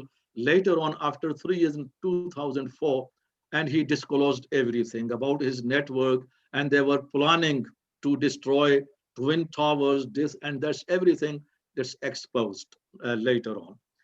And I think this world, according to the law of nature, this is based not on the miracles, natural order, natural system, and you have to follow the natural system. In the Battle of Uhud, for example, and the Muslims, a group of the Muslim, they ignored and violated the rules of the war. That was the part of the natural system. And the result was immediately changed. And that's fatah, and the victory converted into defeat immediately, while that army was best army, best of the best army in human history. And the commander was Rasulullah sallallahu alaihi wasallam, the best personality next to Allah subhanahu wa ta'ala. He was next to Allah subhanahu wa ta'ala, this personality, but there was defeat. And in Surah Al Imran, 4 ruku, Allah ta'ala has assessed critically the battle of Uhud and their mistakes critically, right? If we can understand this passage of the Quran, this message of the Quran, this critical assessment of the battle of Uhud, we highlighted and being highlighting the battle of Badr, but we did ignore always the battle of Uhud, because there is a more lesson for us, Ummah-e-Muslimah today. So in the whole history of the battle of Uhud, if the spirit of the battle of Uhud, the critical assessment of the history and the Quran, didn't ignore at that time, the history would have been different. So this is what I can say here on this topic. Doctor साहब, जाने से पहले leadership का जो concept सबसे पहले जितना हमें हमारे नबी सल्लल्लाहु अलैहि वसल्लम ने सिखाया है, उससे ज्यादा हमें किसी ने नहीं सिखाया. एक तो उनकी अपनी लीडरशिप, लेकिन दूसरा कि दूसरों से भी सीखने की सलाहियत. हजरत उमर को हुजूर सल्लल्लाहु अलैहि वसल्लम ने अल्लाह ताला से दुआ करके मांगा, और फिर तारीख ने हमें समझाया कि वो कितने बड़े लीडर थे, कि जिसकी वजह से इस्लाम जो है उन्होंने कहां से कहां फैला दिया. खालिद बिन वलीद को हुजूर सल्लल्लाहु अलैहि वसल्लम ने अपना क्या कहते हैं, ओहद में उन्होंने शिकस्त दी, हम लोगों को, मुसलमानों को शिकस्त खालिद बिन वलीद ने दी. लेकिन हुजूर सल्लल्लाहु अलैहि वसल्लम ने जब वो मुसलमान हुए तो उनके हाथ में कमांडरी, एक तरह से हमारी जंगी वो जो थी वो थमा दी, और उनको सैफुल्लाह का इख्तियार दिया. इससे ये साबित होता है कि हमारे और सैकड़ों मिसालें हैं. हजरत अली की देख लें, क्या कहते हैं, काजी बनाया उनको, मतलब कि लोगों को उनकी डिसिप्लिन और उनके स्पेशलिज्म और उनके एक्सपीरियंस के हिसाब से इस्लाम ने जितनी अच्छी तरह यूज किया. और उस वक्त उस बदुओं के उस अपना जिस तरह अरब आगे निकले, उसकी मिसाल कहीं नहीं मिलती. और हम अगर वो यहाँ पर अप्लाई करें और तालिबान की कैबिनेट से हम उसको कंपेयर करें तो सिर्फ मायूसी नजर आती है. हाँ, उसमें आपके पॉइंट से इत्तेफाक है, लेकिन मैं थोड़ा सा स्लाइटली इख्तिलाफ करूंगा. इसमें शायद इतनी मायूसी की बात नहीं है. अल्लाह करे कि कुछ ना कुछ बात सामने आ जाए. तो अभी इंतजार करना होगा, अभी हम टू अर्ली है, आगाज है.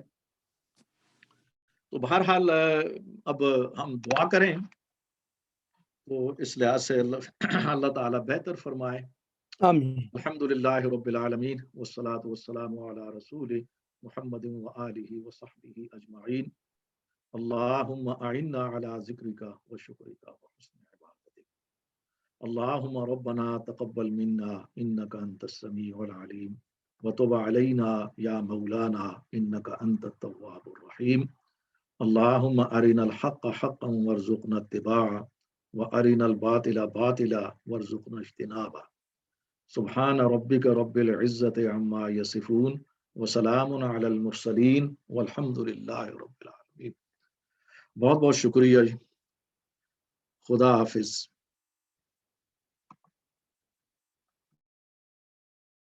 अल्लाह हाफिज।